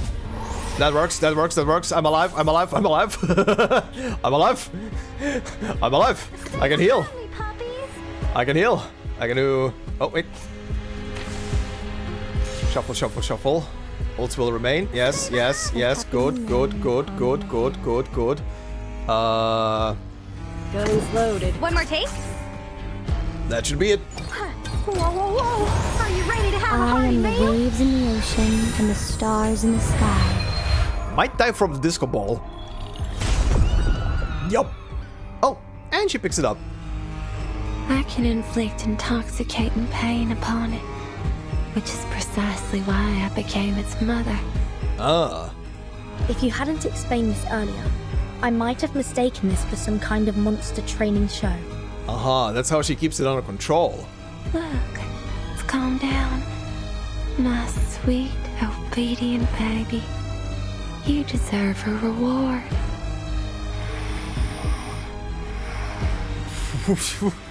It fell asleep. You may proceed now. Have I made it, Director? This is a character, alright. This is a character. When I found it, it was still called Sweet Home. It was all alone, abandoned in the wilderness. A poor little thing. So you took it in. Some unknown, growing arcane consciousness that takes the form of a motel, yet somehow also exists as a baby. Yes. I mean, the baby is probably just like I want to say form, but might be the wrong word because the hotel is already the form, the body. But the... But the human version of it? Human component? I don't know. The maid bends down and picks up the swaddled baby from the crib. There. But it seriously impacted the lives of the locals. Oh, Miss Vertin. They chose to come here of their own volition. I never forced them to stay. But after leaving, some of them went mad or even committed suicide. Well, they made those decisions themselves. Now is not the time to dwell on such trivial matters, Miss Vertin. Haven't you been searching for Miss Barbara? She points to the open door. Don't get any bright ideas, maid. Damn. Her eye shines emerald again as she presses the barrel of her shotgun against Tuesday's back. If Vertin gets so much as a scratch, I'll blast your chest open. Damn. Along with your baby. Go inside, boss. I'll keep an eye on her. I mean, it's good that she is cautious of her right now, but yeah, Tuesday is definitely not the enemy here. She's just weird. Red curtains cover every inch of the room, like flesh clinging to a body. An ivory bed stands in the center. Here you are, Miss Vertin. Hello. I'm so glad. I was beginning to think I'd never regain contact with the outside world. Miss Argus, you can put your gun down now. She speaks, trembling slightly as she savors every moment of her heightened heart rate. This fucking character, look at that face. Look at that stupid face right now. Oh my god. I've shown my utmost sincerity, have I not? Good god. Shut your trap. Let's get out of here, Miss Barbara. Argus, you might as well be fondling her right now with what you're doing. That is literally the equivalent of what you're trying. I know what you're trying to achieve, but it's literally like you're giving a nice little touchy session right now in specific places.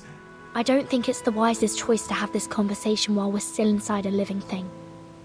Argus, I need you to keep Tuesday in check until we make it out of here. You ain't gotta tell me twice. A beam of light shines in through the window. Dawn is breaking. I've gazed at this scenery countless times, but never have I felt as enthralled as today. But, Miss Vertin, don't you think you've forgotten something? Considering that Tuesday's playable, is she like enamored by Vertin so much that she joins up with the Foundation? Is that it? Forgotten what? That guest who came with you. Shortly after her arrival, she hurried off to that armament factory. Yep. She's such an impatient child. Luckily, she made her way back here. Her name's Lilia, right? Mm-hmm. Where's my Russian pilot? What did you do to her? The maid laughed softly. Relax, she's fine. She's sleeping soundly as we speak, with or without nightmares. Follow me. I'm sure she's eager to see you. I want this scene now to fizzle out in a way of we're gonna walk on her in a room and she's gonna be just splayed over a bed with like 10 vodka bottles around herself. While everybody's just shitting their pants right now of fear that something happened to her. This is the room. Open it. The maid finds the key on her keyring, puts it in the lock, and turns it. I swear, if she's in a goddamn vodka coma, the room is empty. Oh. Uh-oh, did she escape? The maid frowns, her annoyance visible on her face.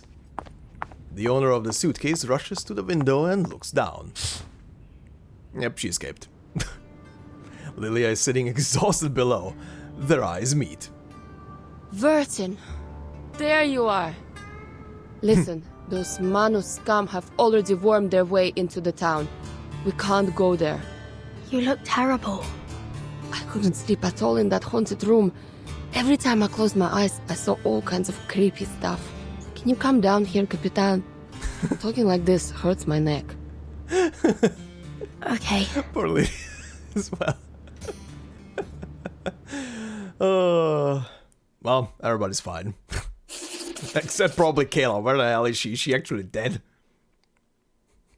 With all accounts of what happened, she seems to have actually died in this hotel.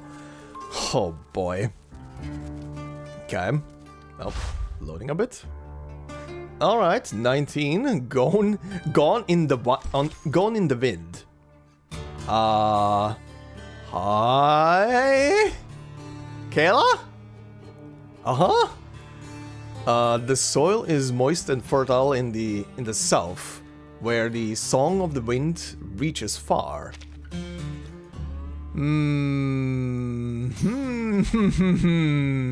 Kayla or not Kayla? Or pretend Kayla? Which one is it?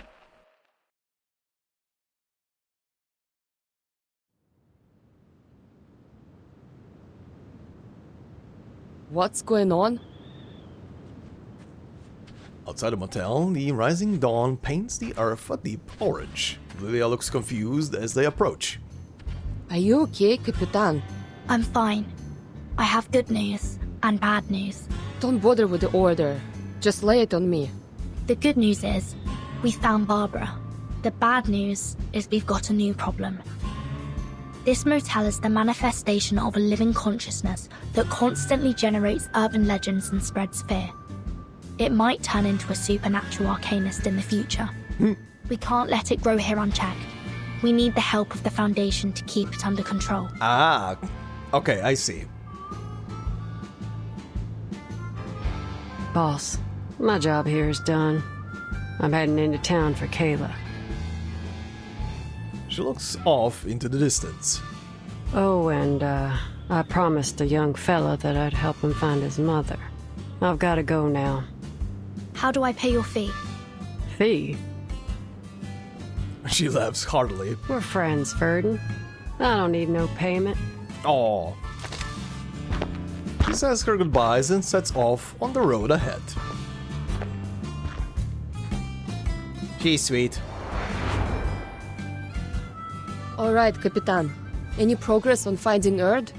She's either super sweet or Vertin just has so much riz that all the women fall for her.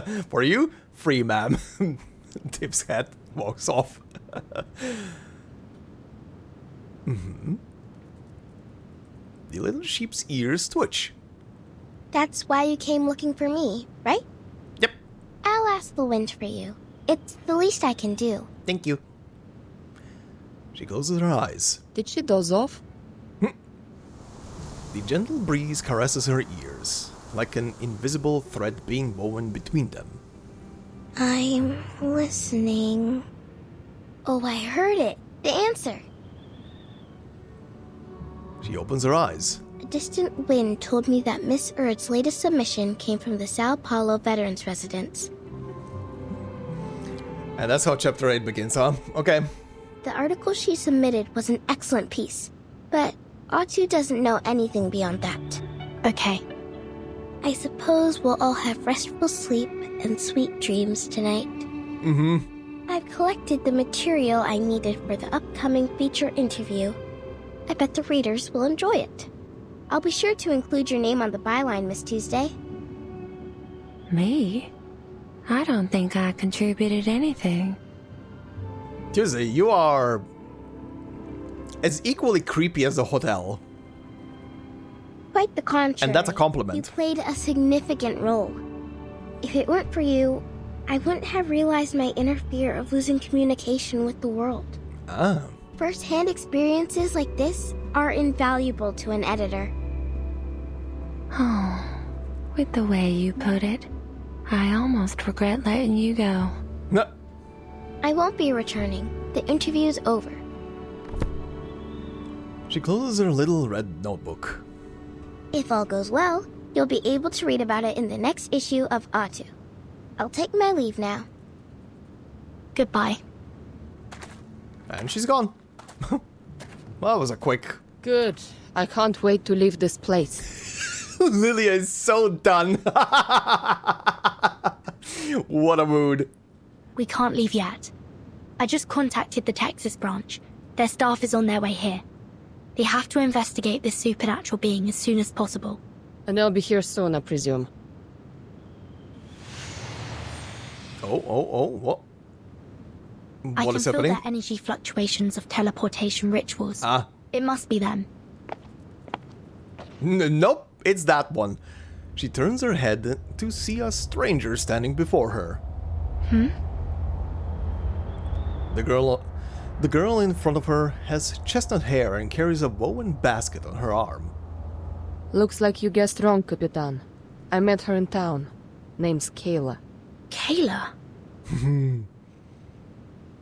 The girl smiles brightly at her. Do you know someone called Argus? The girl's smile becomes more gentle. The name doesn't ring a bell. How strange. What kind of parent would name their child after a 100-eyed giant? You must have mistaken me for someone else. Kayla's a common name after all. Like Emma, Anna, or Catherine. More importantly, miss, you look...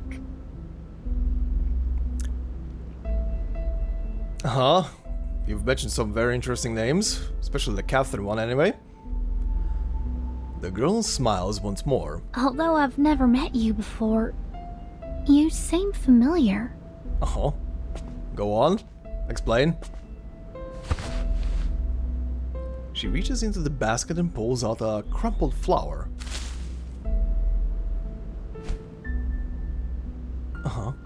A pale moth lands on a petal, gently fluttering its wings, its scales shimmering in the morning light. I hope you have a wonderful day.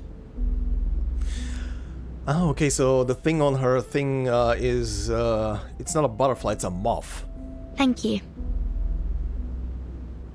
I think I actually saw one of you guys in the comments mention that at one point after she popped up for the first time, that it's a moth or something. I think. The girl tucks the flower under her arm. Are you a guest at this motel? The girl nods. What happened here? Spooky stuff. The St. Pavlov Foundation has taken over. I suggest you find alternative accommodation, given the dangerous incidents that have occurred here. What should I do? All my things are still inside. The Foundation staff will take care of it for you later. You can trust them. Can't I just go and get my things now? I would advise you to wait until the Foundation staff arrive. Oh, I can look after myself. No need to worry about me, miss. The girl winks and pushes open the motel door, promptly disappearing from their view. That girl.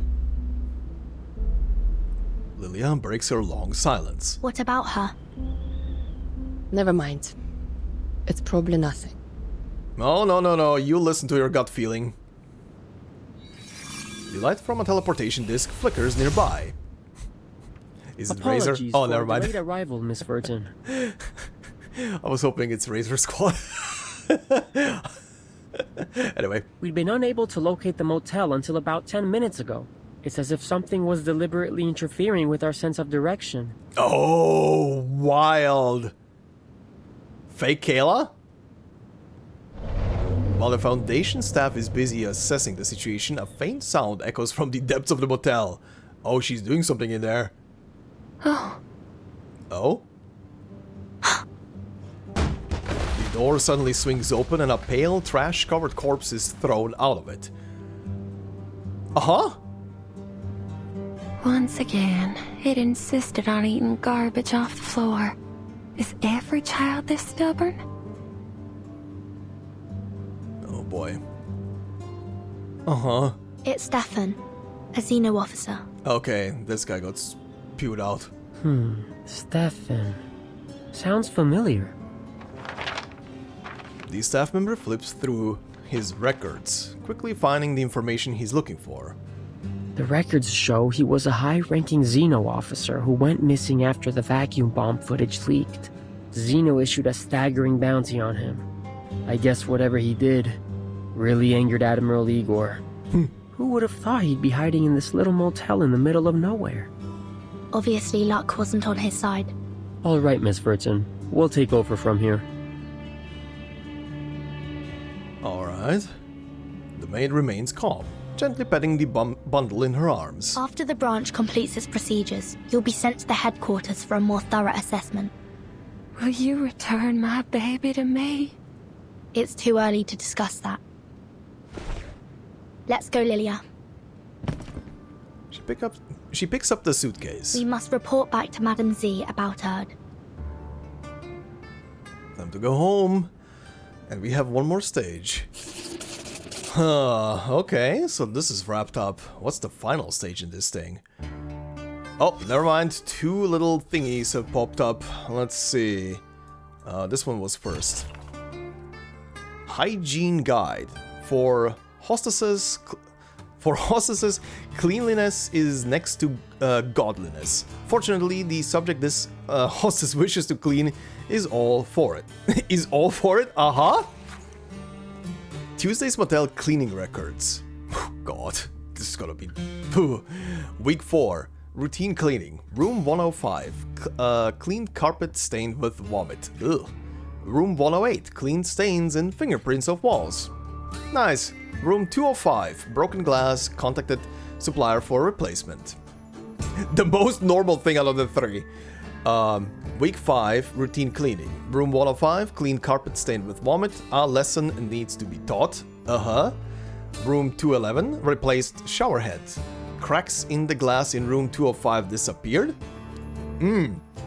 So all of these things are maybe the hotel causing it, not guests in the hotel. Week 8, routine cleaning. Front desk, table needs repair. Room 102, floor scorched. I saw that, I'm sure of it. Scorch marks disappeared. That's a good baby. Week 10, routine cleaning. Room 105, bloodstains. Carpet ruined. It's time for punishment. Room 202, glass completely shattered. Repaired all by itself. And good baby deserves a reward tonight. Room 105, of course. Alright. And the other one? Sweet Dreams. A song drifting through countless nights' dreams. Listen to the song. Lullaby. Close your eyes, my darling little dear. The shining moon and peaceful nights are dancing ever near. In your cradle dream a dream so tender and so sweet. Dream a dream to entertain and make this night complete. Close your eyes, my darling little one. The owls have caught some squirrels, dear. Such luck, and oh, such fun. One by one their eyes surveying, on branches perched so high, feasting freely on such delight, their banquet in the sky. This is a spooky song to go to sleep with. Close your eyes, my darling little star. The black horse roams the wilderness through rolling fields afar. Don't you fret, don't you fear, their hoofs no harm shall bring. Their gentle pitter-patter prances lighter than the wind. Close your eyes, my darling little love.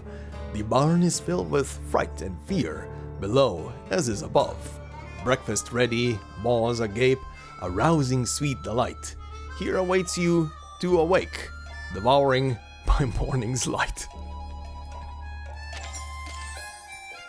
Thanks. Thanks, I'm gonna sleep to that tonight very soundly, I think. Yep. Alright, final cutscene, let's see. Gone are the old days. Oh yeah, right, you're here. In this whole nonsense, I forgot that she is here.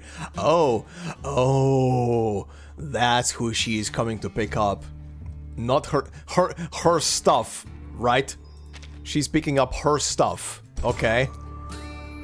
Poor child thinking a pitiful cry would lead to a warm embrace.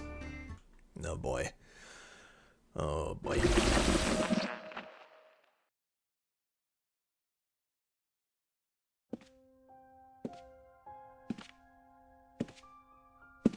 Oh dear. It seems a lot transpired while I was away. Uh-huh, you could say that again. After a moment's thought, she dials a number on her phone. A few rings later... Okay. Miss Grace, I thought you'd forgotten me. Uh-huh. A few rings later, the call is answered. I've been exposed. Were you? I mean, yeah, she kind of was. She kind of showed her true colors a tiny bit. As expected, the voice on the other end is restless. Kimberly, care to tell me what happened in this motel? There's blood and brains splattered in the hallway. Who died and how? Oh, you know, the hotel is alive and such stuff. It was that Xeno madman. He shot himself in the head. But I still haven't managed to destroy the ritual sigils under his bed. And I couldn't find the... Oh, that's what you were doing here, huh? She sighs. Now that our base of operations has been exposed, we'll have to take away everything related to the ritual and leave. Okay, so yeah, they were the ones doing a ritual in here. Okay. The Foundation's rats will thoroughly search this place soon. Ugh, the last thing I need right now is to deal with them. There's a brief and unusual silence on the other end of the line. And, could you tell me more about this Vertin? Uh-huh. There's a hint of anxiety in her voice. I might have had a slip of the tongue when she confronted me earlier. How good is her memory? Very. Not Kimberly. People rarely pay attention to things that don't directly involve them. She smiles faintly. But I do look forward to seeing her again.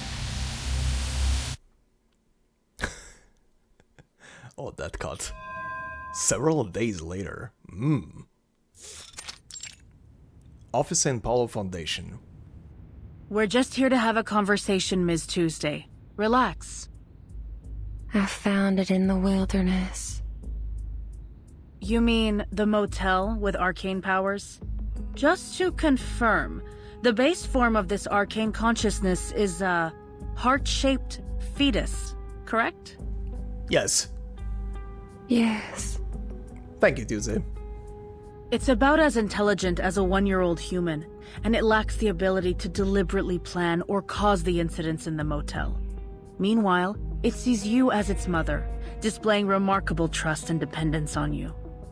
Therefore, we believe you were a major contributor to these incidents, or rather, the one who pulled the strings. You may not have acted with evil intent, but your actions have caused many residents in Chisos to suffer mental breakdowns. They were seeking some form of relief from their mental anguish, which provided the perfect opportunity for the Manis to entrench themselves so deeply in this town. Ah, okay, that makes sense. Yeah, that's how they got them. The people in the city were absolutely on the brink of everything, and then Manus just swoops in and takes them over. Okay, makes sense. Isn't that so, Miss Tuesday? Well, I've never been to that town. And even if it is, as you say, they made their choices, didn't they? I see. She scribbles down the information on her clipboard. The Timekeeper just reported another crucial piece of information to the Foundation. Were there any activities going on in the motel undertaken by the self-proclaimed followers of the Order of Enlightenment? Oh, there indeed were. They left not long ago. I still remember their faces. What did they do at the motel? They scribbled on the floor and made strange noises. Oh, I remember now. Whatever it was they were trying to do, it was a total failure. One poor girl became trapped inside their mirror. Oh,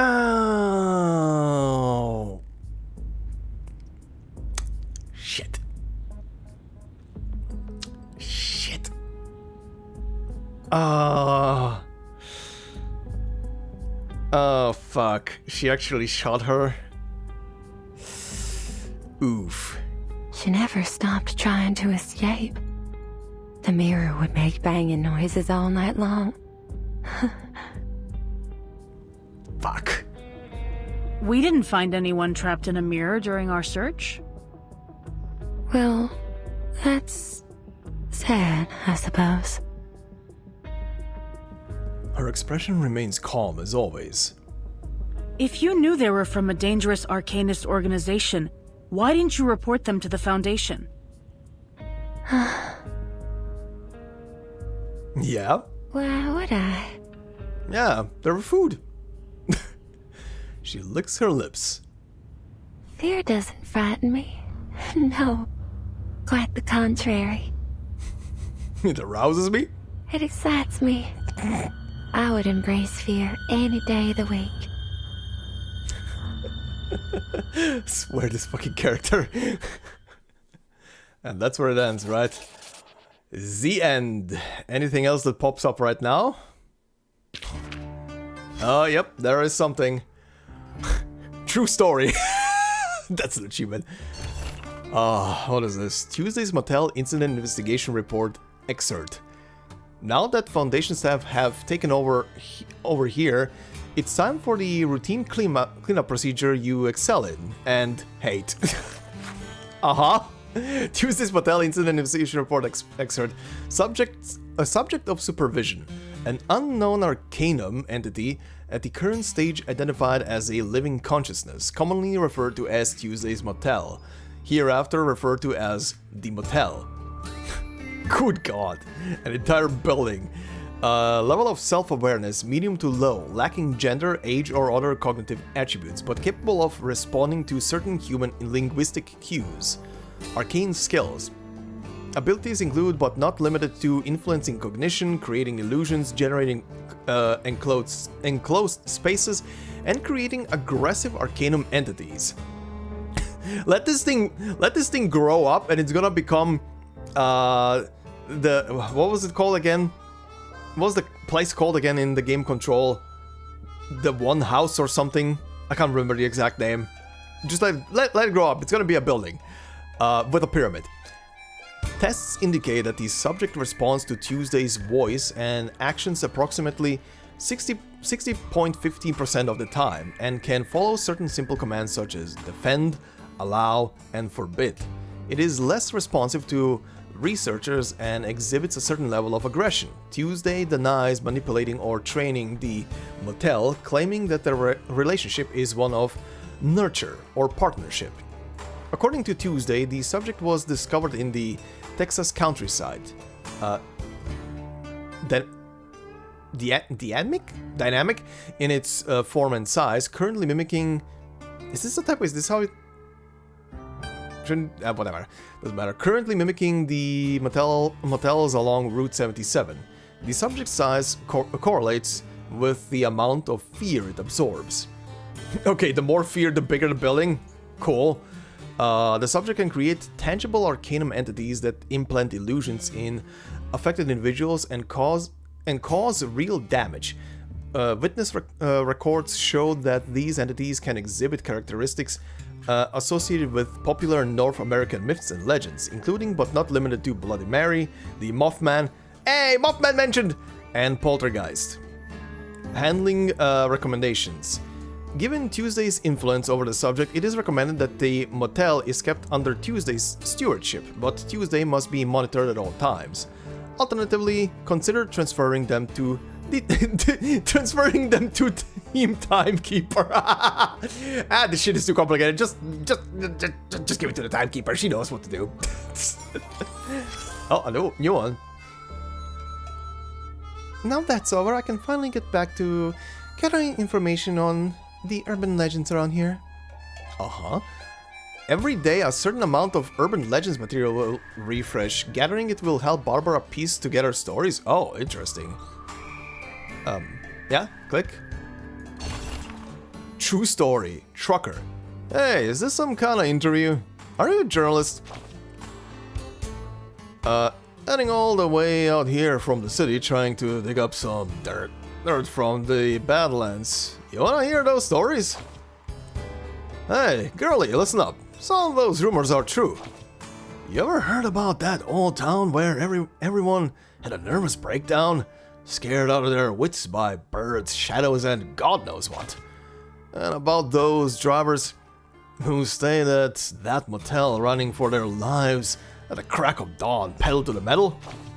They're my friends, my clients, my favorite bar owner. I would not believe them. We did what we could to spread the word. We wanted to get this thing covered in a small article in the Southern Voices. That's exactly how these stories get around, see? Uh-huh. Oh, fresh urban legend material. Let me take a look. Uh-huh. How many are there? Tap here to view the first legend. Ooh, the haunted highway. Ooh, tap here to see an urban legend material. People have told all kinds of details about the urban legends. I wonder how the story will unfold. Tap here to add keywords to shape the story and determine its direction. Hold on, let me see this first. Night driving. Buddy, I heard this wild story at a disco party. A woman was driving home alone at night when the radio started broadcasting news of a local kidnapping. Just then, her phone rang. At the same time, in her rearview mirror, she noticed a car rapidly speeding towards her. Oh, I can... Telephone, keep driving, pull over. Keep driving. Okay, it's not that. Telephone? Oh, I can combine them. Do I need to all three? Phone and pull over. No? Oh, wait. Ah, okay. She hesitated for a long... Oh my god. Okay, yeah. Let me read. She hesitated for a long time. The car behind her scared her too much to rummage around for her beeping Motorola. Wow. To be fair, Motorola was my first mobile phone. And then later I got a Motorola flip phone. Those were the times. But what if the call was important? She couldn't just ignore it. In the end, she reluctantly pulled over and dug out the phone from the depths of her handbag. Hold on. If I... This will reset. Yeah, reset it. If I just pull over, confirm. She hesitated for a long time. The car behind her frightened her too much from ringing Motorola. In the end, she pulled over and watched the car cautiously. To her shock, it immediately braked and parked right next to her. Generate? It was then that the woman realized there was no driver in the other vehicle at all. It was an old black sedan with an ominous aura like a messenger from hell. The woman screamed and ran away from the car. She regretted it immediately, fearing the car might try to hit her. But instead, the ghost car simply turned on its headlights and honked. Then, to her surprise, her beautiful car honked back, and both cars drove off together, leaving her behind. To this day, they say the duo still haunt Highway 77. What? Oh, I didn't read that. A classic urban legend, thought, exaggerated, and embellished. It retains much of the original charm, worth noting down. Okay, what did I skip there? A classic urban legend, though exaggerated. Oh, literally what it says on the bottom. Worth noting down. Okay. Can I still... I can restart it. Okay, so what happens if I swap it to something else? What if I go just telephone confirm? Okay, if I select just the phone, she directly pulls over and dug out the phone from the depths of her handbag. Okay, now I get a second part. Birthday or work? Work.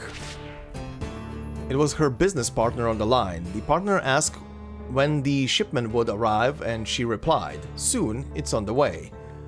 Okay, keep driving. After finishing the call, the woman prepared to keep driving. She noticed that the car from her rearview mirror had now pulled up beside her. Terrified, she decided to drive off immediately. Oh, I get a fourth now? Wow, this is going. Speed up, slow down, swerve. Slow down. The driver was tailing her closely. Despite her fears, she decided to slow down to let the car pass. Drive side by side. The car behind suddenly sped up, pulled alongside her, and the driver began yelling at her through the window. Slow down? The woman decided to avoid further trouble and not confront the driver behind her, so she slowed down even more, letting the car pass, but the car immediately braked and forced her to stop by the side of the road. Oh god. It was then that the woman realized that there was no driver. Okay, so now it ends this way. Okay, let's go with speed up. So the woman sped up again. She ran through all the red lights, but the car continued to pursue her. Finally, she arrived home. Watch out! At that moment, she heard the driver out of the car behind her lean out of the window and shout, "Get out of the car! There's someone in your backseat." Oh shit! It was then that she saw there was a kidnapper hiding in the backseat, ready to attack. Damn! Okay, wow, that's a different ending, huh? An urban legend worth... Okay. Oh, I see. So there is one more ending that I can get out of this. I see. Okay, let me try and combine this. Okay, keep driving. So now the car behind her was clearly after her, and she had to focus on driving to make sure her hands wouldn't shake on the steering wheel. Okay. Speed up. The driver was tailing her closely, just as she feared. Frightened, the woman floored it, trying to shake off the car. Chase. But that made the driver even crazier. His car chased after her closely, and at one point, his bumper even tapped hers. Okay. Let's go with slow down. The woman decided to avoid further trouble and not confront the driver behind her, so she slowed down even more, letting the car pass, but the car immediately braked and forced her to stop by the side of the road. Okay, this is the same ending again. Speed up, so the woman sped up again, red lights finally arriving. Okay, watch out, this is the same ending again. What if I select swerve? The driver kept chasing her. The woman, thinking that the driver was harassing her, got angry and decided to teach him a lesson. She began swerving. Okay, swerve more. Finally, the woman got really angry. She swerved, ramming into the other vehicle. The driver was clearly shocked, and this time he drove away. The woman sighed of relief, thinking she had finally shaken off the car that was following her. But what she didn't know was that a kidnapper had been hiding in... and this is where that's bad end. Was that a kidnapper had been hiding in the back seat all along. He had been unable to act due to the car, but now was his time to strike. Okay, was that all three?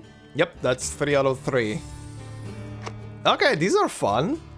Okay, and there are 2 more. Okay, considering I have 2 more stories to go through for characters, we can do this next time. Alright, before I go over to do the polls, this was a good story. This was a very, very good story. Really enjoyed it. All the spooks, all the creepiness, all the supernatural shenanigans and all that stuff. Really, really, really good. Really enjoyed. The characters were fun as well. From the spooky maid that has like a sort of connection with something that isn't even human, or who the hell knows what it is in reality, just a consciousness given some kind of shape. Argus is cool, but man, Argus, you should have not shot that mirror. Even though shooting the mirror did help everything along, and it made it so that well, they found Barbara and saved Barbara in the end because of that, essentially. I guess that is the sad part about the story. If not for Argus shooting the mirror at that point, they probably would have not found Barbara, and who knows how the story would have developed from there on. Barbara might have even died in that room. Who the hell knows? But yeah, Barbara wasn't much in the story, on the other hand, outside of being a reporter for Utu and being a captive for a while. Definitely has an interesting arcane ability, able to talk, or rather communicate over the wind, I guess. Very curious ability. Very, very curious. And yeah, Manus is definitely building up for something. They definitely have their eye on Vertin, of course. And I'm now even more curious of how Anjo is, or rather Kimberly is gonna get involved with the Foundation now. Well, but before we get to what next is gonna be on the line, aka Chapter 8, we do have 4 character stories to go through. Well, it's gonna be fun to see Tuesday's story. I wonder what that thing is. It's called Bedtime Story.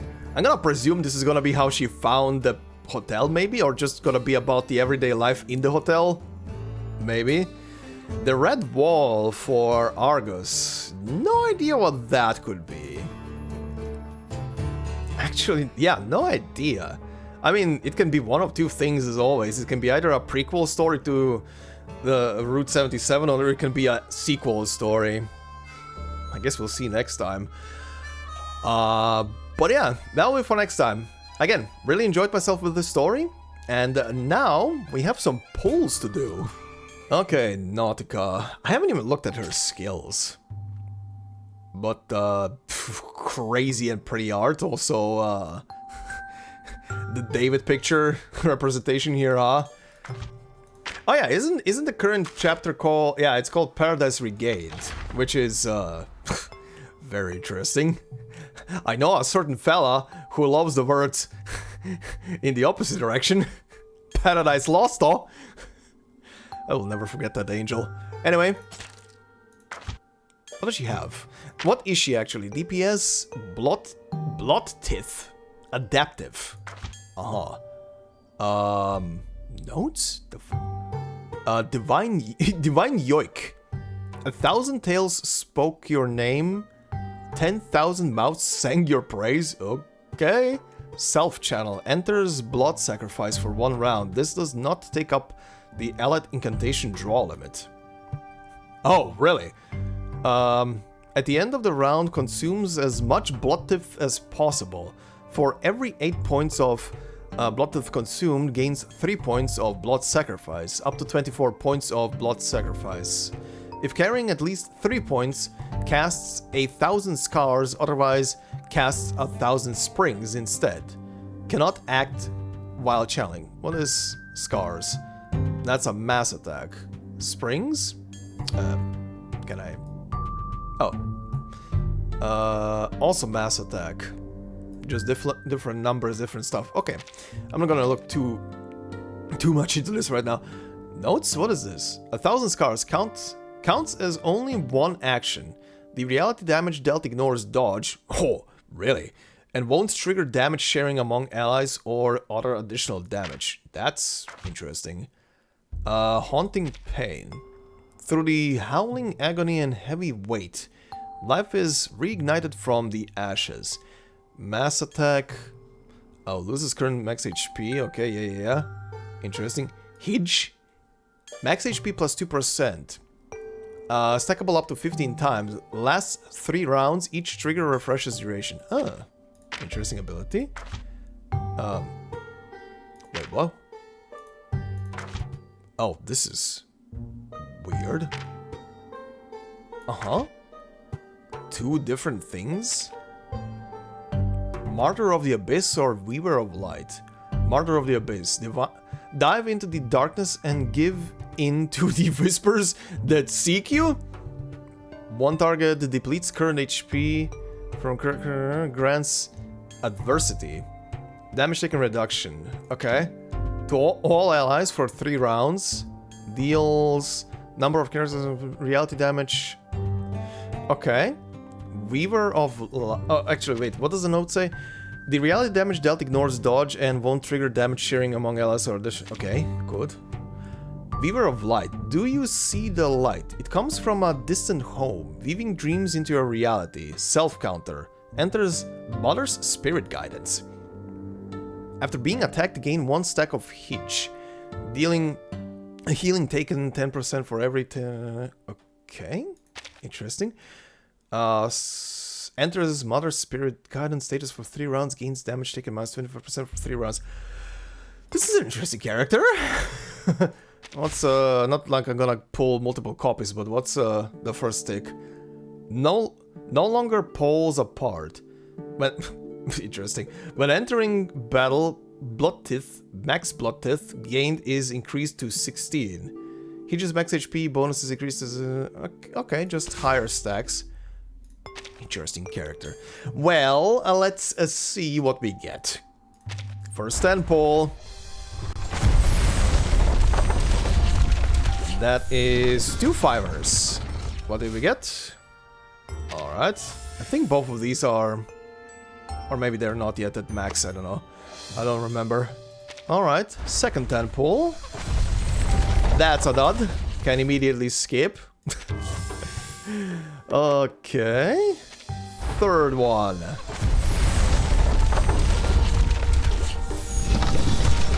One 5-star. Diggers! Hi, buddy. Alright. Fourth one. No early 5 stars. Alright, a baby blue. Nice. Just to... Oh yeah, wait. This is a limited banner, so there is no build-up that I have in the background. Oh! Here we go. Here we go, is it a new one? Was she a star? Nope. Hello, call me Flutterpage. Well, there's my I imprint. used to live in Millwall with my mum and dad and sister. Yes, you did. But okay. That dope man. Well, I got the imprint for Flutterpage. Funny. I got recommended from... I think there's a free selector in this patch or something. I got recommended to pick... if nothing else, to pick from the selector to pick a Flutterpage. So I guess this has been alleviated. Alright, keep on pulling. The next one is a guarantee. Oh, is it immediately? I swear it's so hard. By the way, am I the only one? I find it hard to tell when it's like the super orange thing for the rare one, or if it's the 5-star one. Kind of, it's a very similar hue. Might just be my monitor. Anyway, this is Nautica, right? Yep.